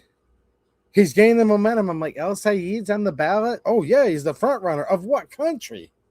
That's the problem here. You think about this. You're arguing about the Second Amendment, and then you're like, Al Saeed's leading the polls in what country? What country? Why do I care about Egypt's election? I started to say to somebody the other day. They're like, dude, this Al Saeed. I'm like, I can't vote in Egypt's election. They're like, dude, you have to go vote for Al Saeed, brother. I'm like, I can't vote in Egypt. It just wouldn't be right. They'd probably like hang you in a country like that, by the way. If you came in illegally and committed voter fraud, that's the problem.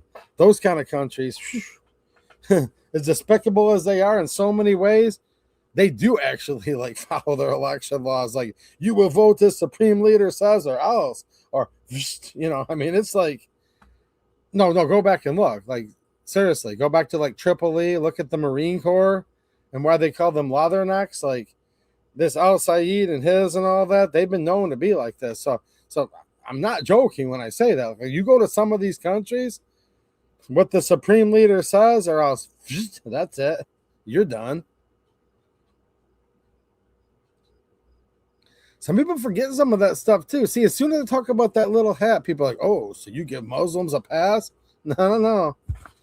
I bring up stuff not a lot of people do anymore. Okay, look up Tripoli. Look up the Marine Corps, the leathernecks. It's because they cut the neck with a knife. Pirates. Barbary pirates. Then you go to this is what's so crazy. Again, nothing's new under the sun, right? You go to Minnesota. What do you have right now? Somali pirates occupying, taking over.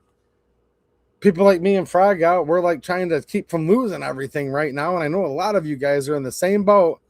And we've got Somali pirates living high on the hog. We started the United States Marine Corps to escort merchant ships to protect them from these pirates, these people.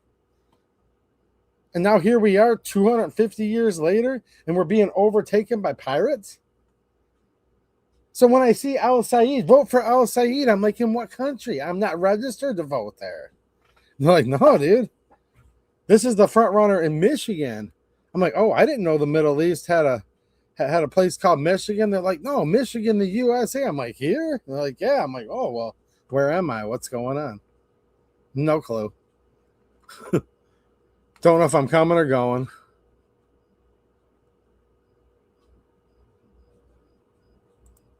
Well, Fagoe. And like I said, dude, thank you so much for the generous super chat. He says, I've been on Social Security for 20 years. I'm broke, dude. I completely believe you. I believe a lot of people watching are. I'm rich in so many ways, trust me. But like when it comes time to like, you get your money in for the week and you hope there's a little bit left for the end of the month, your financial planning is like, all right, this was a good week. I'll have a nest egg to get me through the end of the month. That means we're not in the best economic times. Screw like, oh, where am I going to be in 5, 10, 15 years? You're just hoping you have a good week so you can make all your ends meet at the end of the month. And then you just hope nothing's going to break down, nothing like that. And then you might be able to slide through. I was able to take my wife out for dinner and daughter, both which are beautiful, for her birthday the other day. That's because nothing broke down that week. Had it broken down, I probably wouldn't have taken her out to dinner that week. It's like that, right? And then these Somali pirates are like, oh, $10 million for a daycare that nobody attends. And you think to yourself, what? Guess we all better get out and vote Al Said.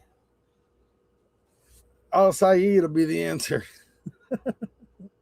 Dude, Michigan's becoming the laughing stock of the country right now with this. Because they actually literally were saying, Haley Stevens is the moderate. And then everyone's like, she's the APAC candidate.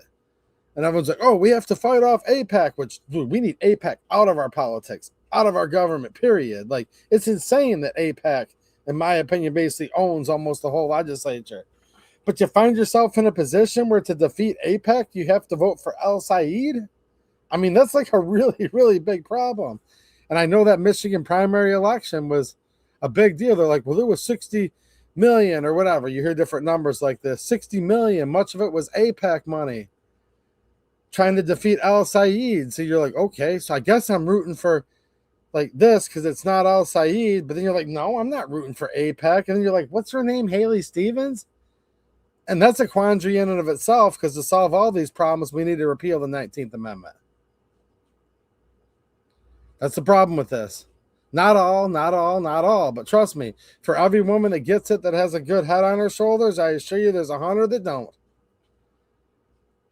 We gave these women these rights, and now they don't know what to do with it.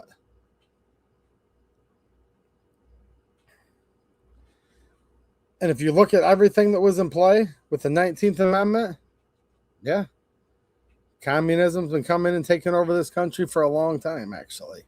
There's a lot to all this. I've talked about it before, and I'll talk about it again, but we've been on for an hour and 40 minutes, so I'm just going to leave you at that for any homework.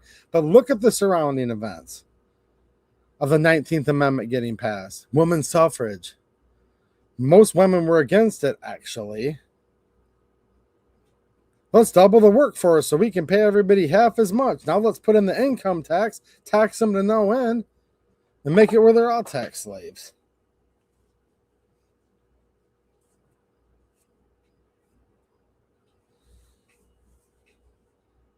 Little house, quaint neighborhood, 2-car garage, white picket fence, white wife. Yeah, right, sucker. That's what you thought America was supposed to be. Now you've got Al Said. He's coming after your guns. He's coming after your money. Probably coming after your wife, too. Probably. I mean...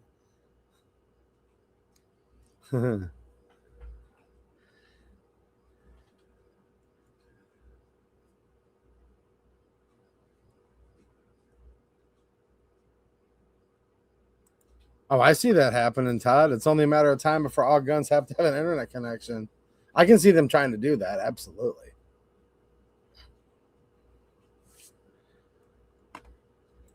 Look, my man's on Social Security, and I know there's people in there having a hard time right now. I know there are. J-Flow. What's happening, J-Flow? Yeah, that's some of the scariest words you can hear is, we're from the government and we're here to help. Oh, man, thanks for giving me a laugh on that one. You just got to laugh at some of this stuff, right?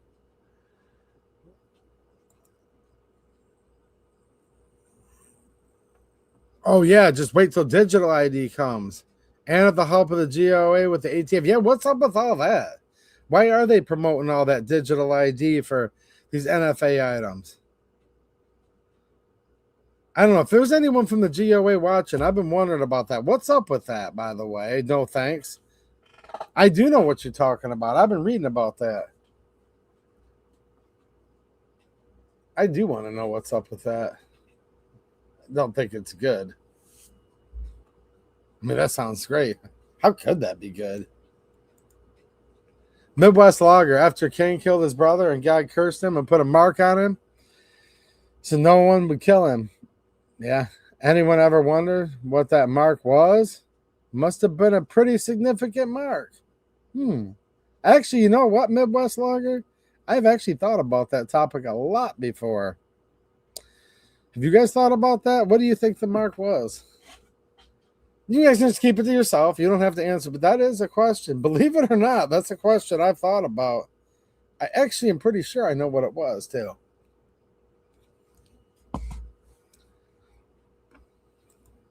Pretty sure I actually do know what it was. What's up, John Crump News? How you doing, man? Shout out to my friend John Crump, longtime channel supporter, in the John Crump News channel.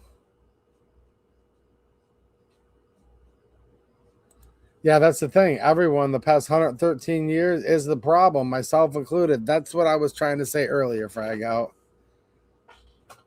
Like, you said it a lot more concise. That's what I meant to say earlier when I was kind of rambling, guys. I'm like, everyone's a wimp. Everybody sucks. Look, including me, too. Like, I totally get it. Like, we all suck, and we're all just basically what Frag Out just said. Everyone, the past 113 years is the problem, myself included. I mean, really, though. Why didn't you say that like an hour and a half ago, man? I was trying to put words to that, and I'm clearly not always the best with my words.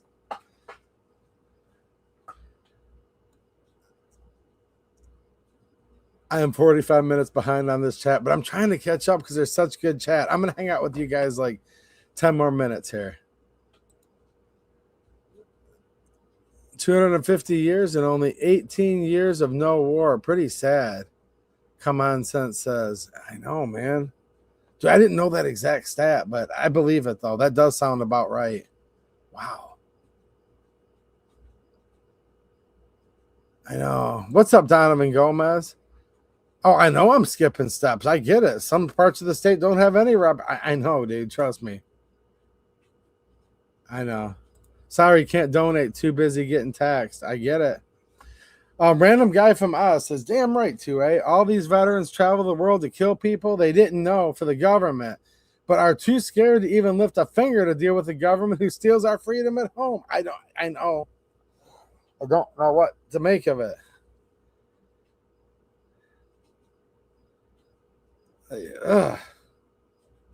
I get it, but it's like, why? Why does it have to be like this? I don't want it to be like this. Please, guys, if you have solutions, let me know. I don't want it to be like this at all.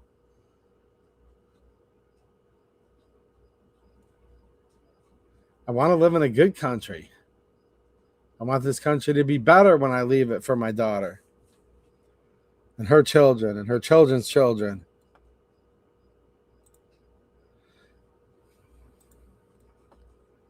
I really do want that. I just don't know what to do about it. So I'm on here talking about it because we do need to talk, though, guys. We do. Don't underestimate that. Talking is good. Some people say, well, talk's cheap. You just talk. I know, but like, what else am I going to do, right? But the founding fathers talked a lot too, though, for decades before forming this country. So productive conversations. Look, we need to keep our morale up. We need to keep encouraged.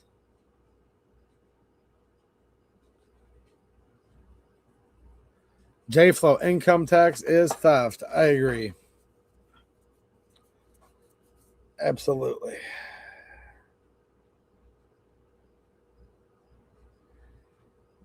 I know. Here's the thing. YT Sparty, what's happening, man? He says, if people refuse to fight flat cameras and data centers, what chance do guns have? I know. I talked about that earlier. I'm like, dude, like, these flat cameras are just overtaking everything right now, everywhere.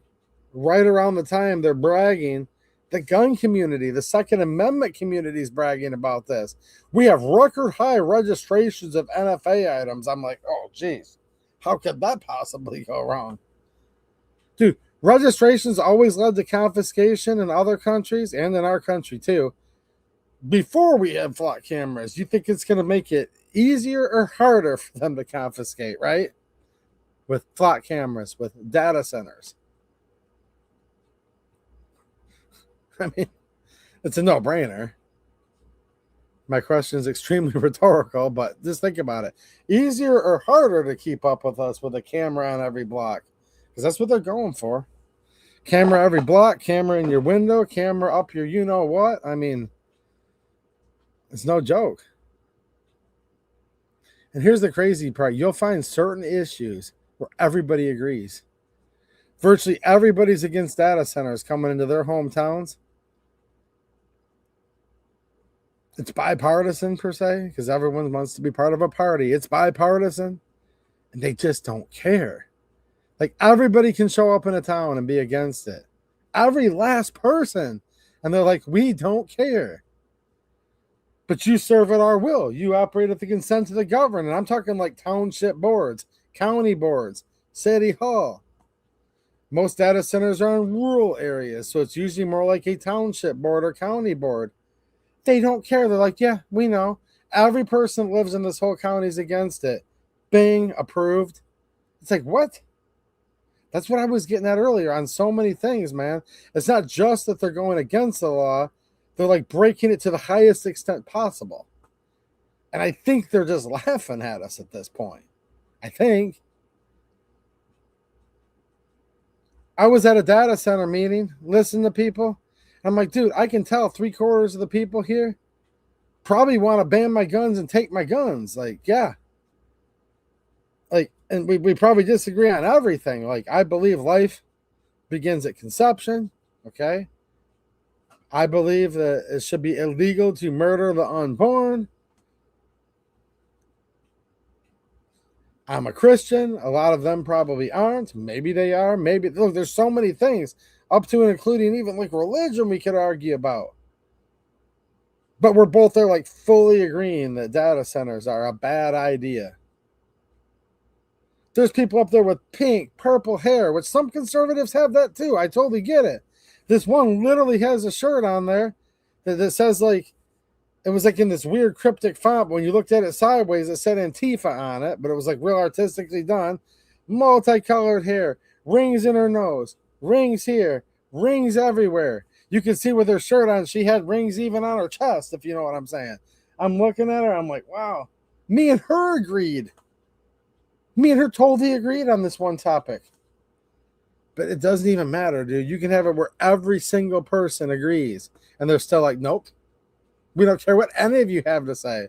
Well, hold on. If it's all of us, though, that's why it's always been like, you know, you can stand together or you'll hang separately. That used to be true.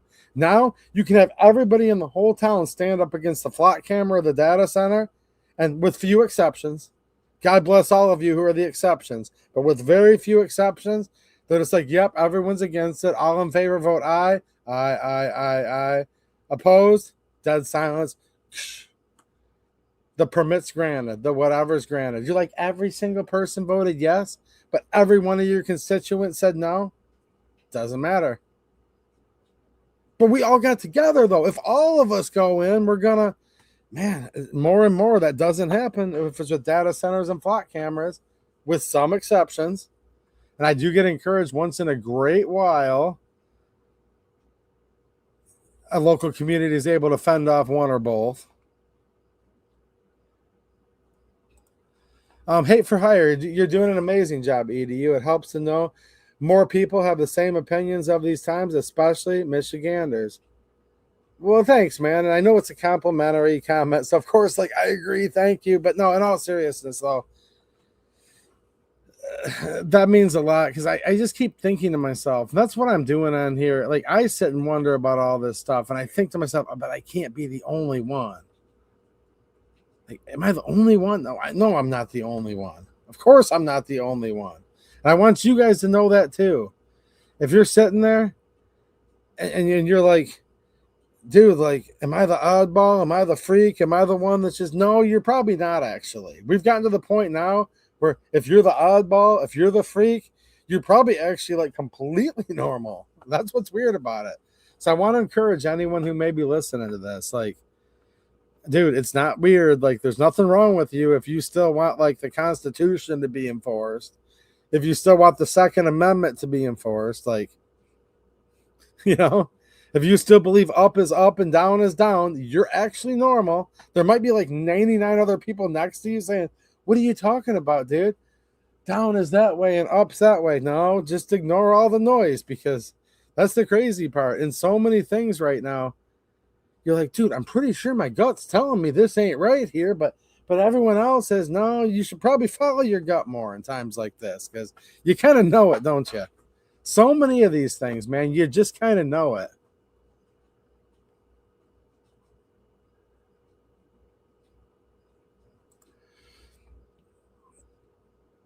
Yeah, the government. Well, how about this? The government shall not exist at this point. And look, I don't want complete anarchy either.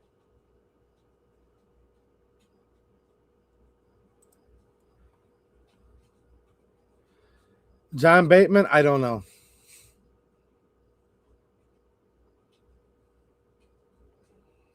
I know that's like a terrible answer, but I'm being honest with you. I think about this stuff, but at the end of the day, I don't know. Maybe something will come to me someday, but as of right now, I don't know.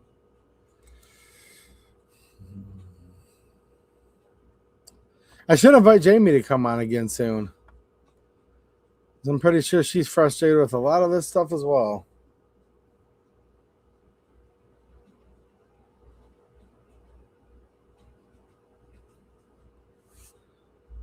Okay. ZZZQQQ. Hey, Brandon Strong is running for Gina Johnson's seat. She's running for Senate, right? I was less than impressed with his stance on Second Amendment that he said he learned about it hunting. See, I haven't kept track of that exact race. But that doesn't sound too impressive either. Like, the Second Amendment's not about hunting, like, at all. Now, do you have the right to hunt? Yes, obviously. But, like, if you think the Second Amendment is just about hunting, that's usually a big red flag. Hey, what's happening, Pillbox Bunker? Nice to see you, man. Channel member, he says, better late than never. Well, I'm going to jump off in just a minute. Oh, J-Flow coming in here, big. $20 super chat. Thanks, J-Flow. I appreciate you, dude. No way. Oh, come on, man. That sucks. See, that's the thing. That just goes to show you, man. I'm talking about how bad Michigan is in so many ways. Look at my man here in California. He says, I have to sign and date a piece of paper. Okay, listen to this, guys. Okay, everyone listen, stop. If you're watching two things at once, just listen to what our friend has to say here. This is insane. I have to sign and date a piece of paper to buy a grip module in California because of AB 1263. He's not talking about a gun here. He's talking about just a piece of plastic. Tyranny at the highest level. Appreciate you, 2AEDU. Stay encouraged, man. Stay encouraged. Pray about this stuff, guys. Oh, well, that's not going to work. Someone might say, well, then what's going to work? All this stuff that our country's been doing ain't working.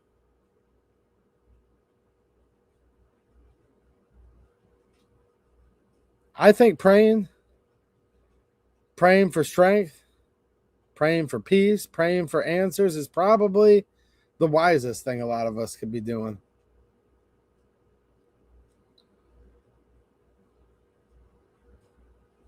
California, ain't that the truth? Thanks for the super chat, man.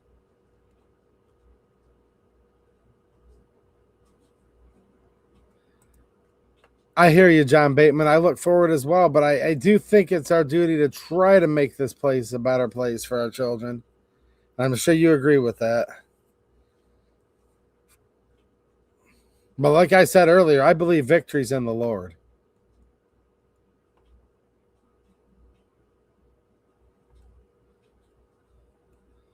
Jesus says, I am the way, the way. And then that's the thing, man. And so many times it's like, well, hold on.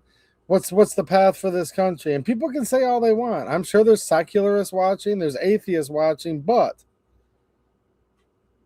this country was founded under Christian principles. Almost, not all, almost every founding father was a Christian. And it just seems like the further we keep getting away from that, the further we get away from having our country.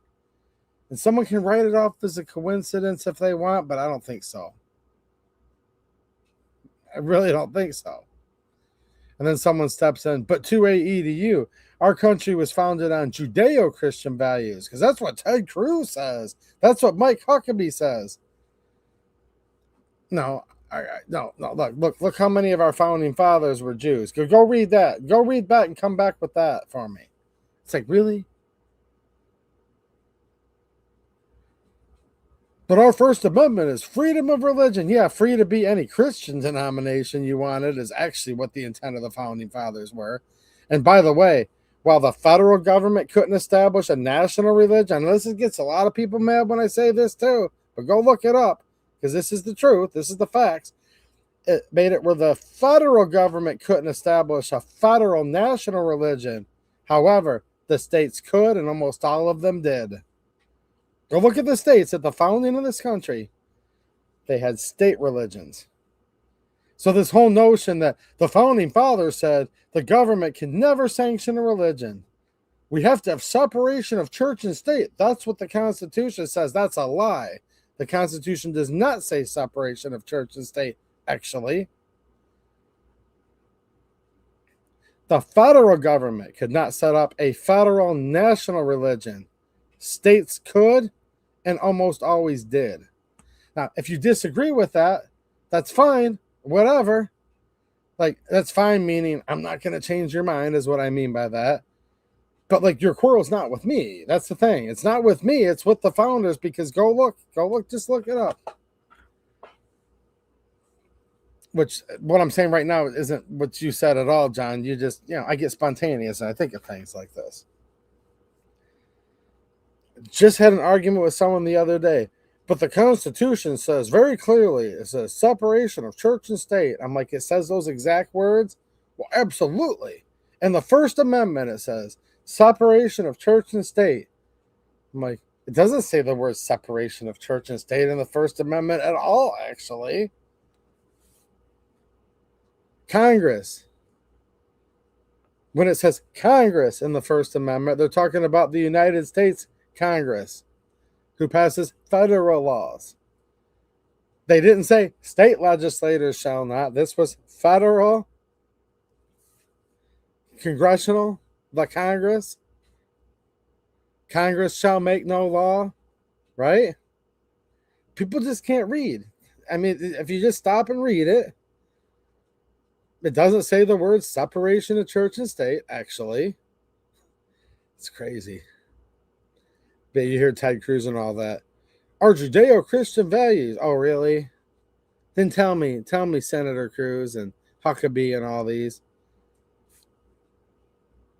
Tell me how many Jewish founding fathers there were. Just give me the tally. Like, They make it sound like it's exactly 50%. Well, you know, half of the founding fathers were Jews, right? And the other half were Christians.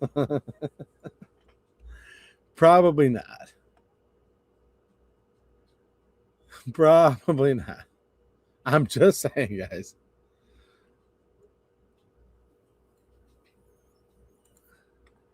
ZZZZQ. I like your mindset. Jesus Christ and the gift of discernment is a blessing of great proportion.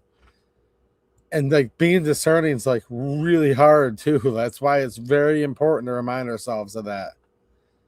Like, oh, I believe that temptation's real. I know it is. Dude, I'm like tempted all the time, and I fail like a lot too. Like a lot. That's one thing I can prove. I can prove that temptation is 100% real. Like you're constantly getting tempted by sin. And I think people practicing discernment would help us out a lot in this country. Paul Bennett, what's happening, man? Thank you for being a channel member. He says, I hope Mateo is doing better and getting well. Like a lot of things, I don't want to say too much, but I did talk to him on the phone yesterday. He has his ups and his downs, I think without saying too much about his personal info, that sums it up, though. Like, that's really not like a shine-on answer, Paul. He's having his ups and his downs, But with his downs, then he'll have his ups. So we'll take that, though. That is good. All right. I am like so far behind in the chat, guys. It's 11:46. I'm still looking at them from 11 o'clock. Aloha snack bar. Allahu Akbar. Aloha snack bar is what it sounds like they're saying. Skinnies on the rooftops. Look at Black Hawk Down. Mogadishu, Michiganistan, Ferocious Kitsu. What's happening, Ferocious Kitsu? It says, welcome to Michiganistan. You can vote for the moderate, or you can vote for Al Sayed. I'm like, moderate? Haley Stevens? I can't get over that, man. I'm hearing these people with a straight face. They're calling Haley Stevens the moderate. This is out of Michigan, for anyone that doesn't know.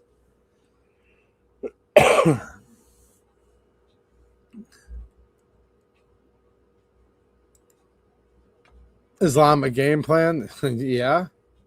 I mean, that's the thing, man. It's Wafagoey, sappers in the wire.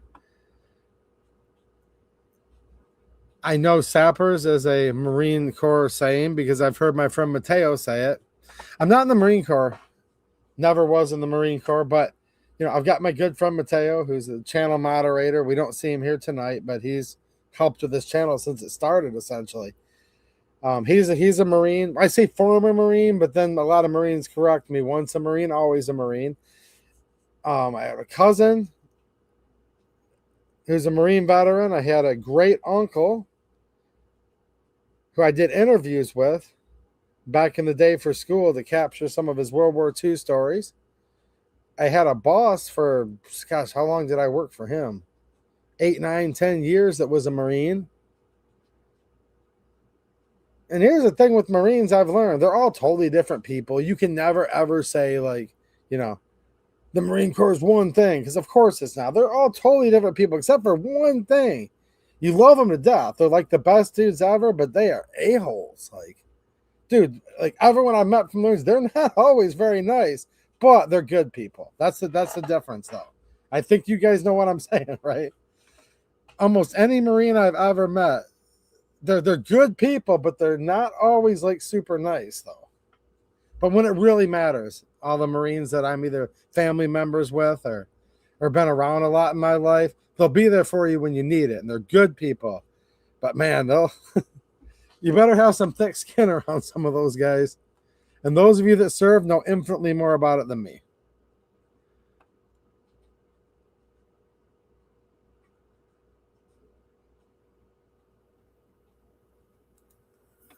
Pillbox Bunker, do you still support Jason Wolford?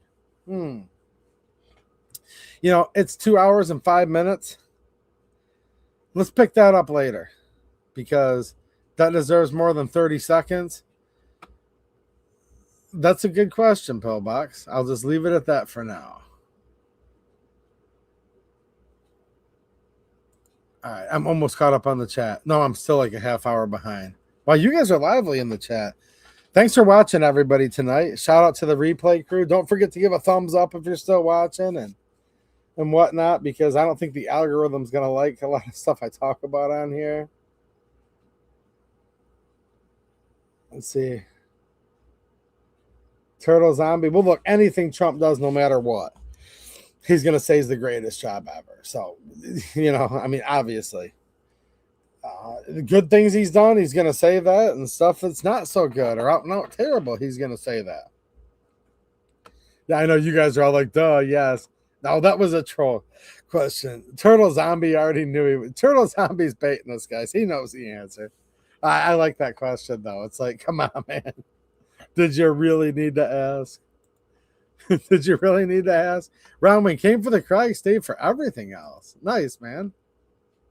Oh, by the way, like I do random stuff on this channel. I'm going to be dropping the video on this on Monday, just so you know. I do like me some O-Site optics. They don't pay me a penny to say that, by the way. They send me the product for test and evaluation.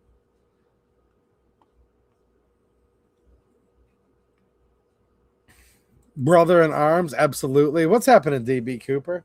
Thank you for being a channel member and for being my brother in arms. No, I'm totally fine with like brother in arms, brother in Christ, all of that. I love it. It's just when people are really trying to like, they know like, I don't think I can get him to vote for John James. Then sometimes they really lay it on thick. Like, come on, brother. You're going to vote for John James, right? And they're kind of like, I mean, I'm like, no, I'm not voting for John James. If this is the best we can get, I guess we're screwed. What's happening, JC Plummet? Nice to see you, man. He said, I'll catch the rest on replay. Well, I hope you enjoy, dude.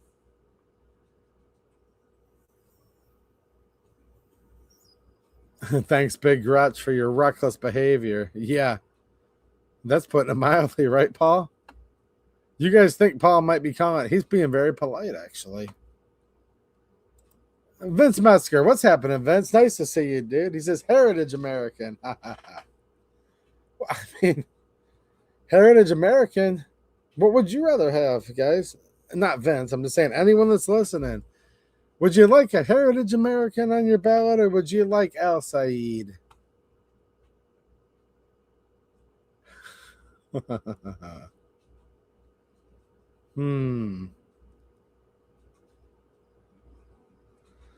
Crusader Savior. I'm always thankful to USA for the freedom to speak and the freedom to live how I want. I agree, but there's a few things you can't talk about, though, actually. You kind of know who's in charge when you know who you can't talk about. Trust me, there's a few things that if you try to talk about on here, you're done quick.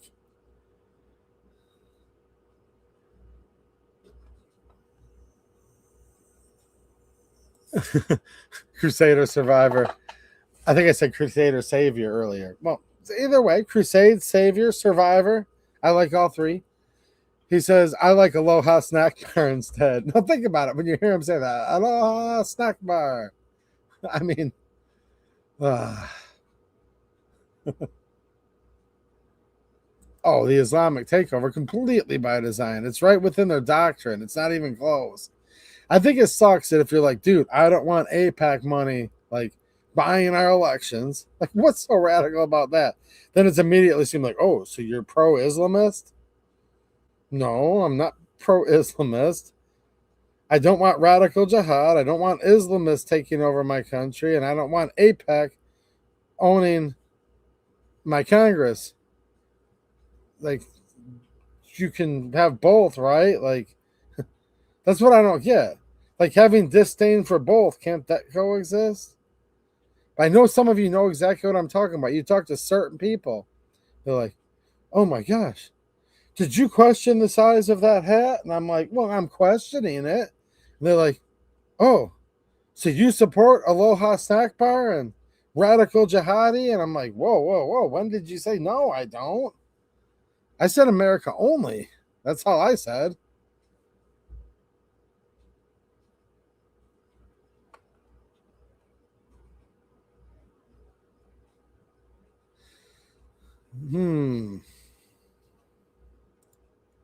Oh, I'm not voting for any Islamist either, or Islamic beheader. Heck no. I'm not even going to consider it. Yeah, our founding fathers literally fought against tax. Yes. I'm trying to catch up on the chat here. Wow, super lively chat, by the way.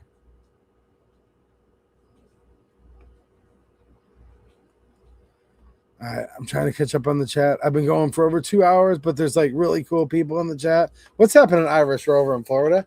Nice to see you. Disconnect is the first necessity of progress. I know, dude. It's like sometimes, as the old saying goes, you just got to put the bottle down. You know, dude, put the bottle down and start drinking nice, fresh fruit and vegetable smoothies. Okay. But first, you sometimes just got to put the old bottle down. And then you can move to the point where maybe you're drinking a nice fruit and vegetable smoothie. You know what I mean? It's hard to do, too.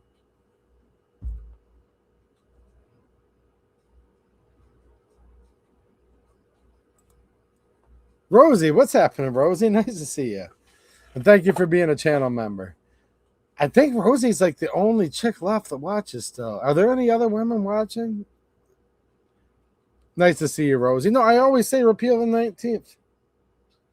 And that's why I love Rosie to death. And she's a real one because, look, here's the thing. And Rosie knows this because she's been watching the channel a long time.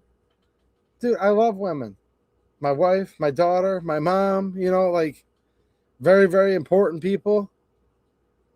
I want to repeal the 19th Amendment so this country's better for everybody. And Rosie still watches. There's not a lot of women that watch this show, Rosie. And that's all I say it real politely. I'm like super nice, and I'm just like very politely, we just need to repeal the 19th, and then YouTube's like 0.0001% female audience. I'm like, well, there's got to be at least 2 or 3. They're like, no, just one, just Rosie right now. No, there's a couple, but she says, oh my gosh, this is a Whitmer quote. We're used to them saying F no, and we do it anyways. Whitmer. Yeah, so there you go. She's used to it. You say no, and they're like, we'll just do it anyways. It doesn't matter. Doesn't matter what we do. Yeah. Dude, of course the Fox want cop cameras. How else can they track their girlfriends? That one cop was doing that too. I'm sure there's a bunch that have. I did see something in the news like exactly about that. What's up, 182 QKFTW? No. These cops in cities, towns, governments do not want Flock to go away. They'll fight to keep it somehow. Oh, I know. That's what I'm getting at. It comes to Flock and data center. Everyone in the town says no. And they're just like, passed.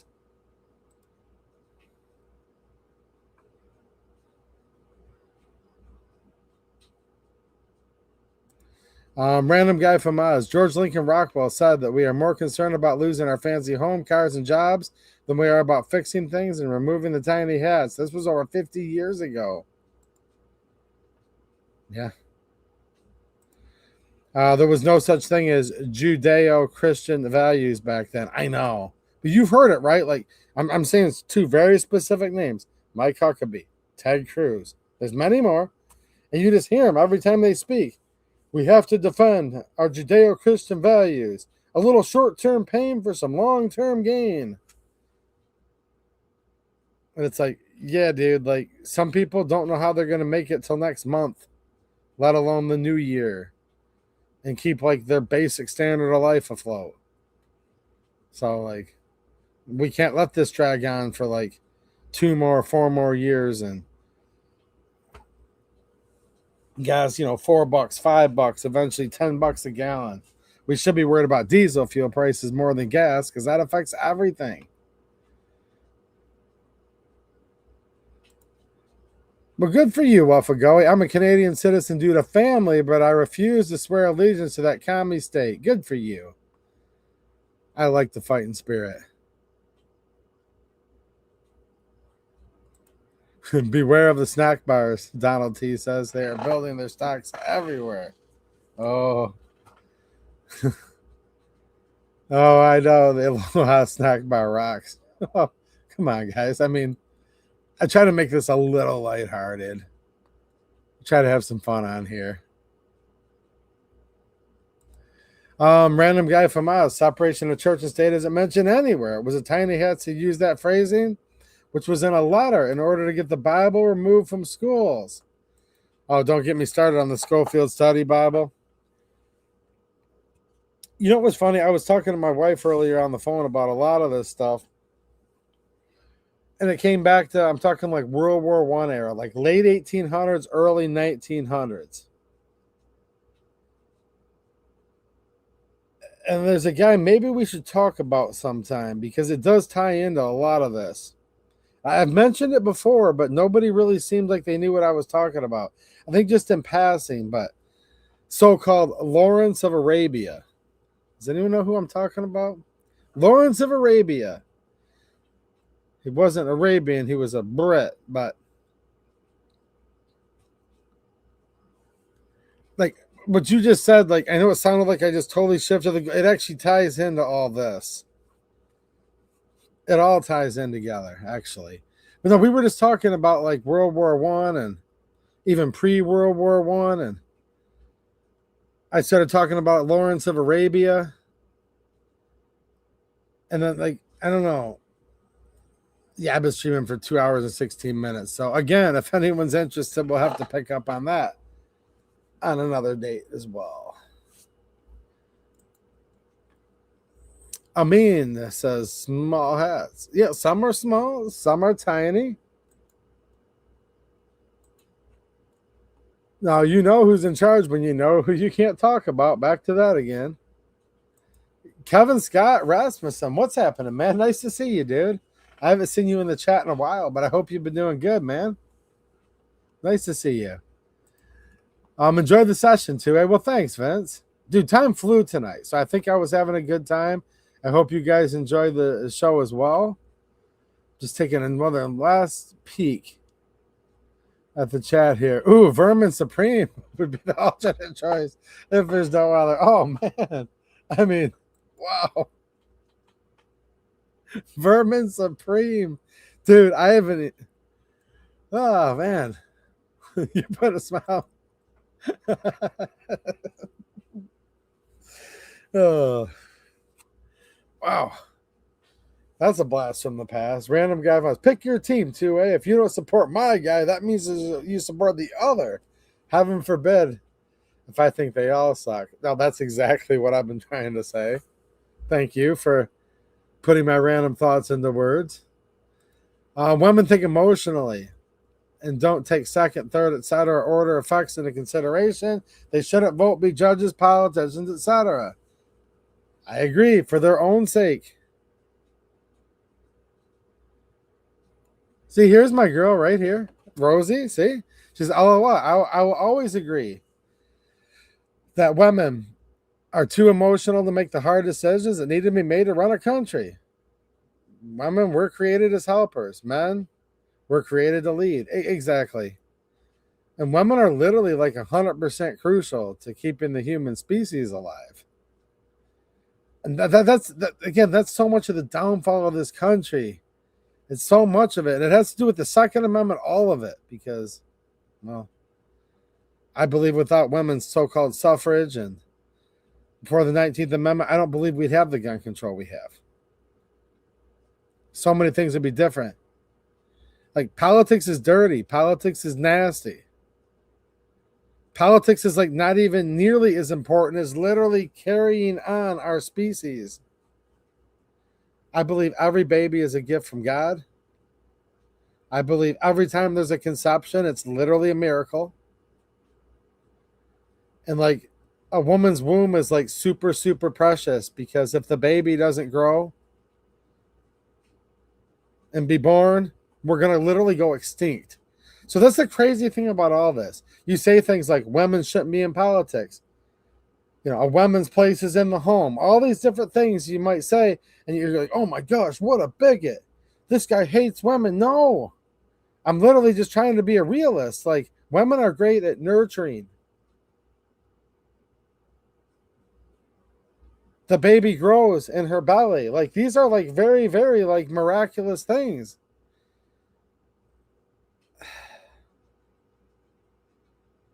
It's just so twisted now that to even say something like that, a lot of people would consider you like a radical. Like, oh my gosh, I can't believe he said that. No, I'm talking about the laws of nature and nature's God.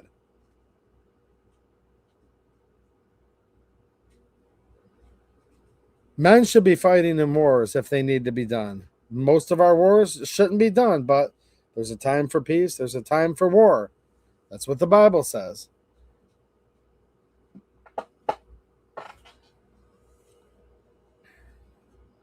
Men should be the leaders of the country. And if we have better mothers in the home and we have strong fathers and we just have like more houses that are actually homes for children and we teach the Constitution, the politics will end up falling in line on its own. Because politics are always downstream from culture. I do agree with that. So we blame like the politics, but that's really just the very tip of the iceberg, isn't it? Our politics and how dysfunctional they are is what's sad, is it kind of shows how dysfunctional like so many aspects of the country are, really.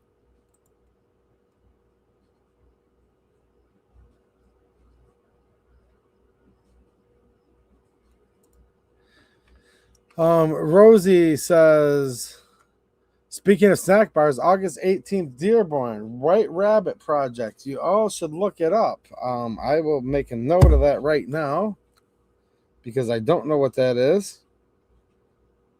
But if you're suggesting I look it up, then I think I ought to look it up.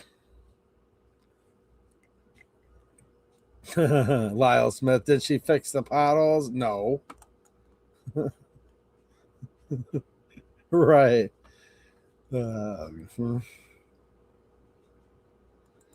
It's part of the creation order. Dude, some of this stuff literally, like, that's the thing that's so crazy. Some of this stuff sounds so complicated, but it's so simple. Like in the Declaration, Thomas Jefferson, the laws of nature and of nature's God. Like, there are laws of nature and nature's God that are like gonna win in the end.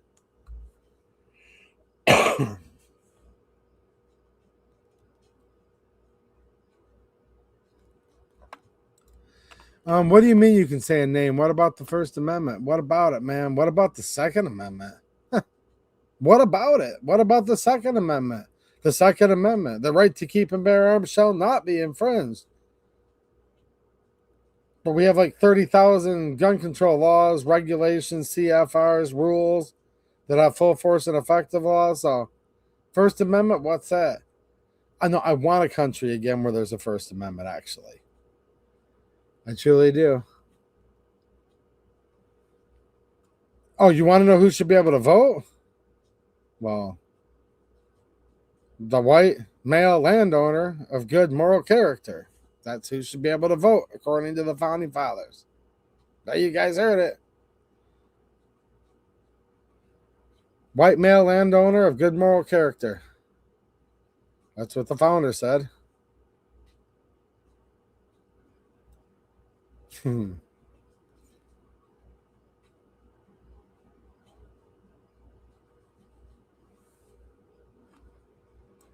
The second will always be there. Really, though. I mean, like written down on a sheet of paper, yeah. Go build a machine gun and just take it to the police station and show it to them. I'm not giving you legal advice. Just say, hey, do you guys want to check out my machine gun I just built? I'm not telling you to break the law. This is a thought exercise, just so you understand. Just so you understand, Fed Boy that's watching. I'm not literally telling him to do that. I'm saying, what if one were to go make a machine gun, just carry it right up to the local police station and not threaten them or nothing. Just say, hey, boys, do you want to go down to the range and do some recreational shooting with this here machine gun that I just made? Now, if you're a gangbanger, a thug, a criminal, no laws apply at all, obviously. They do whatever they want with their switch. But for someone that's, the Second Amendment exists, the First Amendment exists, I'm assuming you're probably more of a rule of law type of person. Well, you go in there and see what happens. Don't literally do it. Again, I'm not, suggesting breaking the law.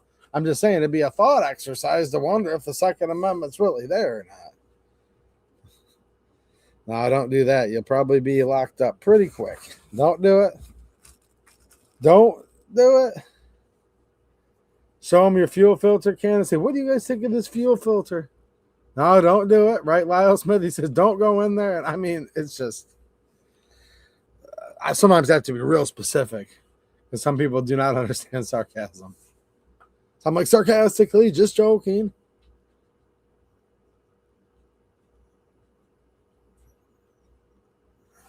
Oh, I wouldn't either, traveler.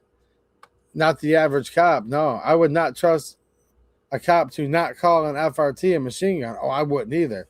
I think most of them don't even know how it works.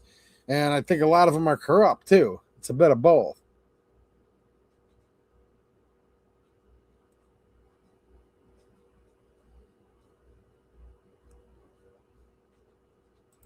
Oh, okay. Reiki Davison was saying, but what I'm saying is they will never take what we have. Well, I hope you're right, my friend. I hope you're right. We can hope so. Ferocious Kitsu, isn't it interesting how the people who seem to have the most intact rights of the people are willing to commit violence against authority? That is interesting, actually. You're right. The ones that literally will commit the violence against the authorities, they're the only ones that actually have a Second Amendment. That's what's crazy.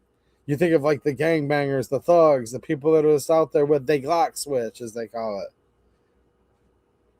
With they switch. With they gat. They're the only ones that are getting a little taste of the Second Amendment. Isn't that insane? That's insane what it's come to. And here's the problem, man. I just have to admit, I guess I'm just jealous. I'm jealous of their food stamp, of their rights, of their switch.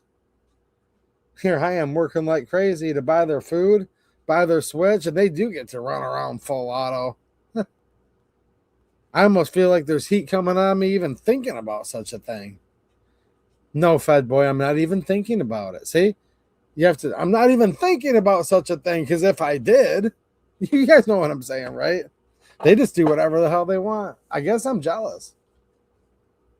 I hope they're eating good tonight. Hope they're doing good tonight. I could do 2 streams a week, but I can't because they need their food stamp.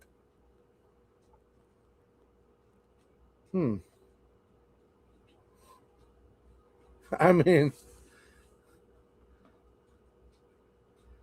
at least they have ammo for their sweat. Somebody has to work to feed these SOBs.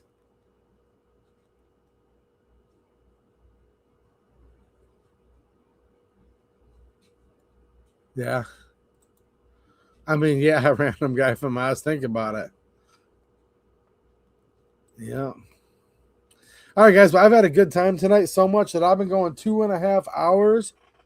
And I am actually hungry and thirsty and tired. And heck, while I'm giving TMI, I actually have to go pee too. So there you go.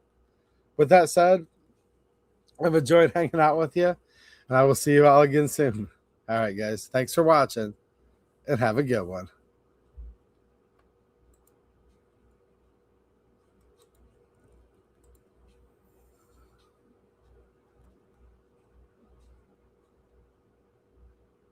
And God bless you all. Thanks for all the good comments tonight.